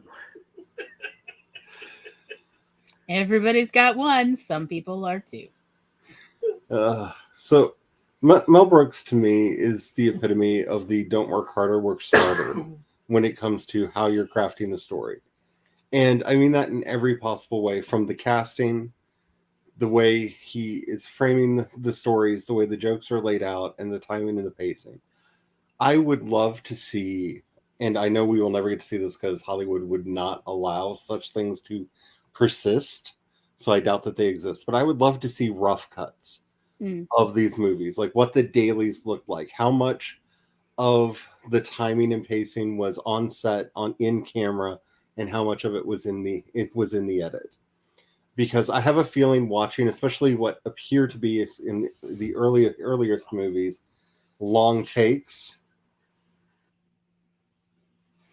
Well, we know that some of it was, like Mel Brooks has talked about, what did he not write? So, for instance, in Young Frankenstein, when Frau Brucher was saying, thank you, a brandy, no. Water milk, no. Like this, where she keeps coming back and going out. That was her and Gene Wilder. That was not written. She just kept doing it. He went along with her, and they just kept going back and forth, and that is what they kept. Ditto with in Blazing Saddles, when Gene Wilder is trying to console the sheriff and saying, these are people of the earth. They're the heartless, and he keeps going on. Okay. The very last part of, morons, where Cleon breaks and laughs, that part was not written. The, morons. Mel Brooks had that thought right at lunch, and they were about to film this right after lunch. And he goes to Gene Wilder's like, okay, look, I have something I want you to try. Don't tell Cleon. Just do it. He's like, okay. And keep going. Like, I need you to just fill in some space, just as many as you can think of. Keep going. Keep going, and then end it with, morons. And okay, let's try it. And he's like, okay. Because Gene Wilder knew Mel by this point. And that is what they did. So again, that's what you see. That is Cleon breaking. That is not the sheriff. It's Cleon just losing it. Again, part of it is delivery, part of it is the words that were spoken, but it was impromptu. It was an improv. And that goes to what I'm saying. It's that working smarter. Like the cast that he would bring together, they understood comedy, they understood what they were doing, and why, in a lot of ways, while it was kind of because of the police squad movies, the Naked Gun movies, get there in a minute. I understand why Leslie Nielsen was in Dracula Dead and loving it, but he was the wrong person for the cast. Yeah, because like everything that we said earlier, and so all of the other humor has to do so much work because he was in his Mr. Magoo phase. And if anybody remembers that movie, I'm sorry. I'm so sorry. He shouldn't have made it. No one should have made that movie. It was bad. But that's the phase of his career he was in of, okay, we have old white guy do funny dumb phase. And that's not what Dracula Dead and Loving It wanted to be. And you see throughout so much of his work, the smart choices that were made that made it come together. Joan Rivers playing an android is not something I would have thought of. They didn't either at the time. She redid all those lines. She redid all those. Those were originally, what's her name? Yarnell is in there. Lorraine Yarnell. Or Lauren Yarnell of Shields and Yarnell. She's the one in that costume. I mean, I know, like, it's so skinny. You'd like, who would fit Yarnell? This was after she and Shields had broken up and had gone their separate ways. She's the one in it. And then Joan Rivers is like, oh, I could riff this. Okay, yeah. I could punch this up. I get this. I'm going to play her as like a Jewish nurse. It's going to be great. And Joan delivered. Again, it wasn't landing. It just wasn't landing. And Mel Brooks is like, who's got an idea? I know. We need a Jewish woman to do like, well, I mean, like Yarnell is, but you know, like we need a Jewish Aldecocker. an Aldecocker. Where's our Aldebubby? Come, Joan, be the Aldebubby for us. And the wonderful, like Rick Moranis playing a villain, which was not something that he did a lot of. He just ate that role alive. Mm-hmm. And John Candy, I mean, Barf is such a good character, and it is probably one of my favorite John Candy roles. Yes. You can see how much fun he's having doing He it. is so cute with those ears and tail. My God. And again, you can tell all these actors are having fun with this role, versus Dracula Dead and Loving It. They don't look like they're actually having much fun. And I think that's, in a lot of ways, the secret to making comedy work is it has to feel effortless, and it has to look like they were having fun. It has to feel delightful. Yes. And that's why, like, the Christopher Guest movies were able to pull off what they were, because they were friends hanging out. Hey, what do you think this weekend? Let's make a movie. The theme will be fill in the blank, and just improvising for who knows how many hours and cutting it down into a film. The drama of dog shows. Although personally, I actually think that movie was based on this very old film I came across that's called The Kennel Club Murders. And it takes place at a kennel club in Long Island where there's a murder of like a hated person at the kennel club. And it's also why Schitt's Creek works. You can see how much fun the cast is having. You can see how just like it's a world that you kind of want to be in because it just looks delightfully fun. And the humor is so present that you just can't escape it. And that's what Mel Brooks brought. And it's like Tom's been saying, it's not something that's impossible to replicate. No. And that's what I was trying to tell everybody about these resources like the Big Book of Jewish Humor, George Burns' book, 100 Years, 100 Stories, and that there's plenty others of these vaudeville jokes. Of part of it is you need to be familiar with the material. Once you hear enough vaudeville jokes, I promise you will get a feel for how to write a setup, how to write the bulk, and then how to hit a punchline. I promise you really will get good at that. This is not, you don't have to be born into a funny family, and you don't have to be born Jewish, and you don't have to you don't have to have a Nate Tennant. That is also, whatever. Anyway, you just need exposure to enough of these where the back of your brain starts going, oh, wait, I kind of know this format. Okay, I'm getting a vibe for this, even without studying Talmudic logic. I promise you will get a vibe for this. And then you can write your own jokes that are specific to your characters, to your world building and your plot line.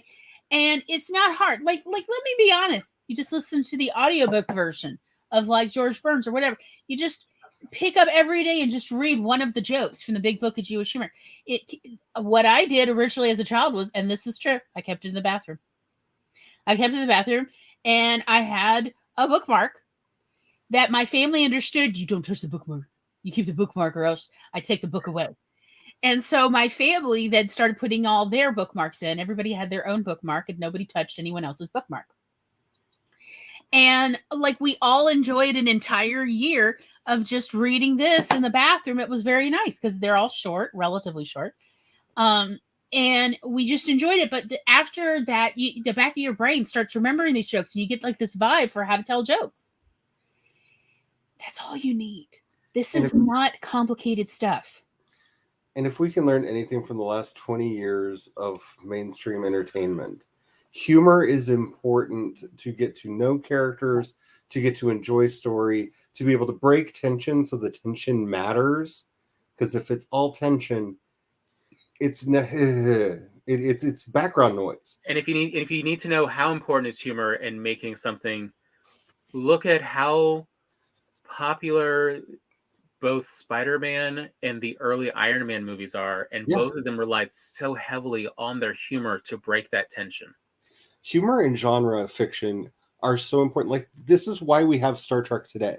It's the funny one-liners. It's the every episode of the original series, with a few exceptions that were generally written by Harlan Ellison, ended with a joke.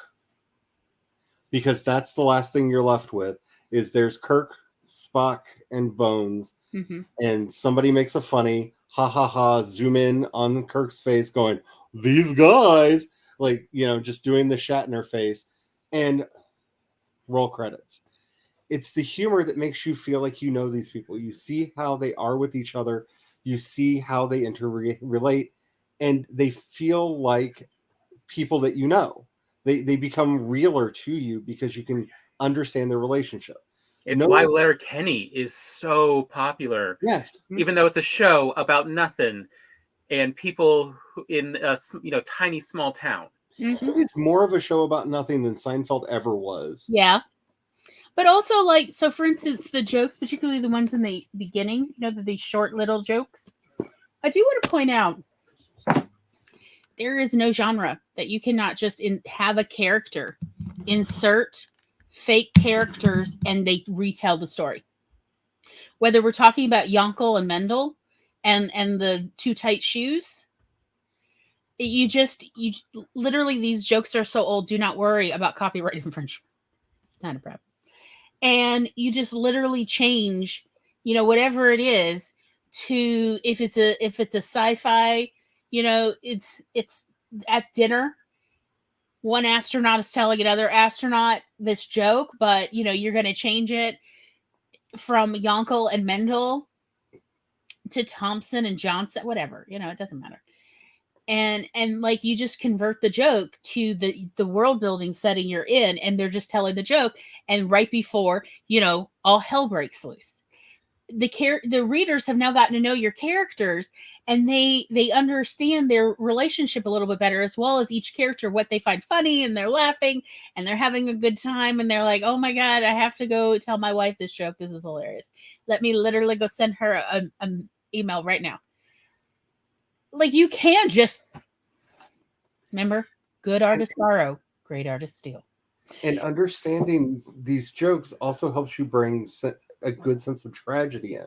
Because if you do the setup for the joke and then take a dark turn at the end, that's one of my favorite scenes in Babylon 5. It's in the first season where Malari is telling a story about his father, and he tells the joke about the shoes, except for the punchline is changed from, and I've forgotten how to dance. And that sorrowful line at the end suddenly just brings this tragedy home, that he's wearing the too tight shoes because they're the fashion. They're what everyone's expected to do. He's just playing his role. My shoes are too tight and I've forgotten how to dance.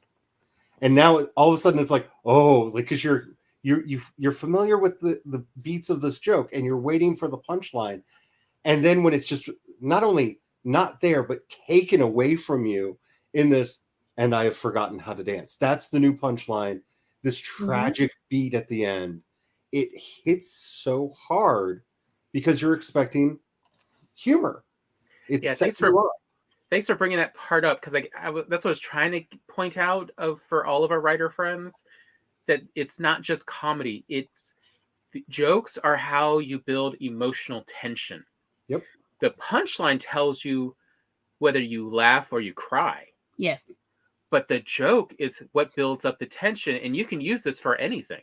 And again, you can do that with George Burns' 100 Years, 100 Stories. He says this is literally from his private stock. These are jokes that he has been using for, 80, 85 years, some of them.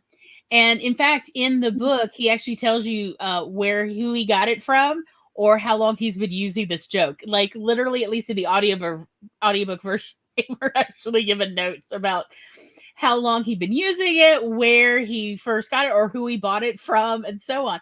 Again, all you do is you change the setting, you change the characters to match the setting, you tell the joke in your story. All these jokes are copyright free because they are so flippin' old.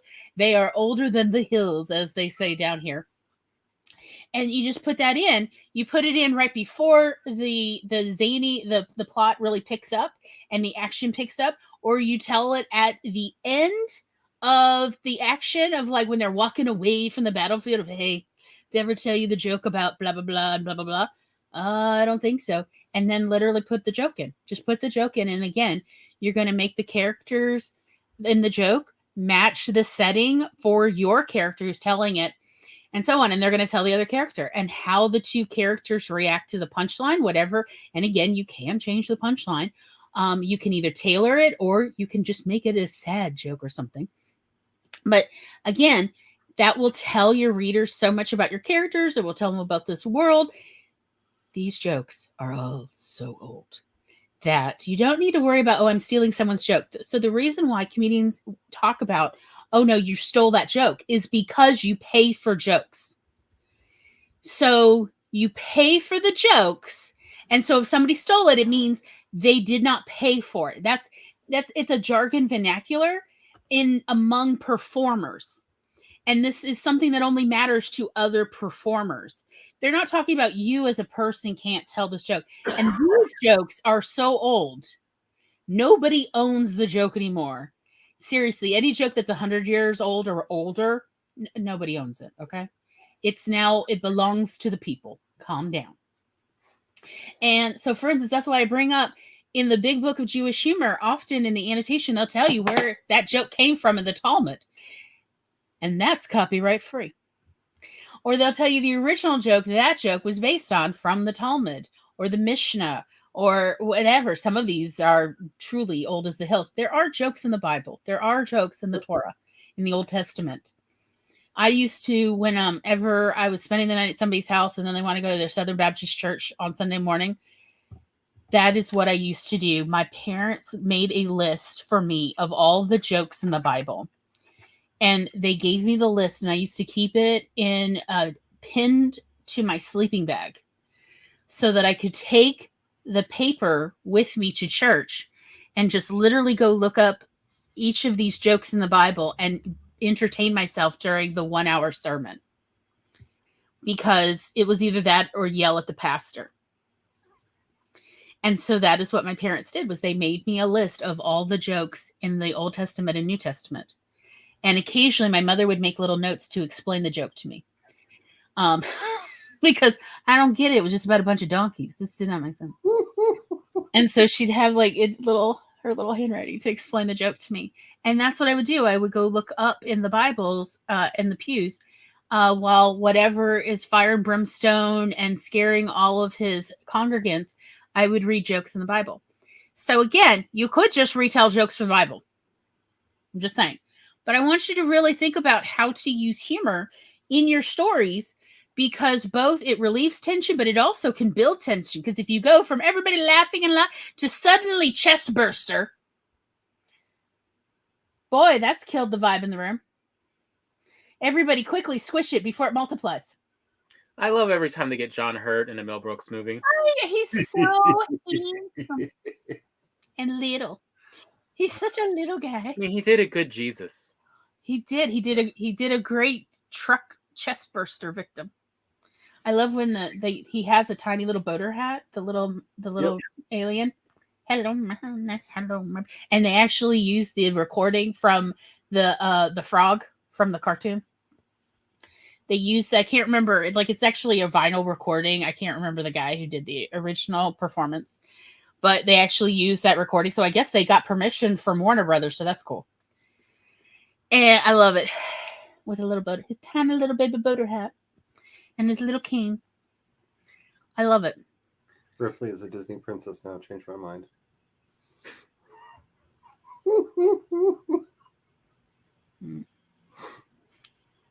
But again, there are several ways to use comedy and jokes in every kind of story. It will only make it better. And if you feel insecure about it, again, you take very simple jokes, old jokes as old as the Bible, and you just change setting, maybe a character's name, and you have your characters tell the joke. Whatever seems appropriate or feels right. I mean, have I done that? Have I actually put Laffy Taffy jokes in various stories? You betcha I have. Let them come for me. Your voice got there. Let them come for me. So anybody can do this. I really mean that. Anyone can do this. I have taught this to children successfully, and I have taught this to adults who successfully were able to learn. Anyone could do this, or I would not be pitching it to you.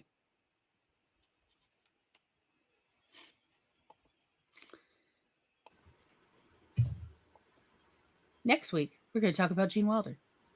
Oh, Gene Wilder. Again, because Spence asked. And also because, can you talk about Mel Brooks without talking about Gene Wilder? And can you talk about Gene Wilder without talking about Mel Brooks? I think not. I think there's only one thing that comes immediately to, two things that come immediately to mind, and that's Gilda Radner. When you talk about that, I mean, Mel Brooks does make some guest appearances, but you can kind of do it there, or when you talk about Willy Wonka and the Chocolate Factory, which, Gene Wilder. He got a curmudgeonly old British dude to realize that his book needed changing. And that's not easy to do. But yeah, like we're going to talk about Gene Wilder, both his acting, writing, and directing career. The whole mishbucha. It's going to be great.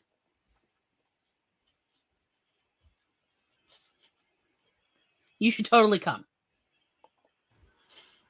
It'll be fun. You might learn a thing or two. Maybe. No promises were made. Or you'll just get nothing. I can't do it with the same intensity. You get nothing. You have to say it like my mother. Anyhow, thank you all so much for being here. I can't believe you're still here. We're going to go take a little break, and then we will reconvene in the Discord server, at Unicorn Council Discord server, in the voice chat if you'd like to join us. If you have never been, you should totally come. A link to it is in my link tree down below in the doobly-doos. We'd love to have you. We meet there every Monday. I don't know what time we start, but we're definitely there by 8:30, something like that, Eastern Central Time. So that would be 9:30 Eastern Time, for a nice little late party. Good night. Mwah, mwah. Bye, everybody.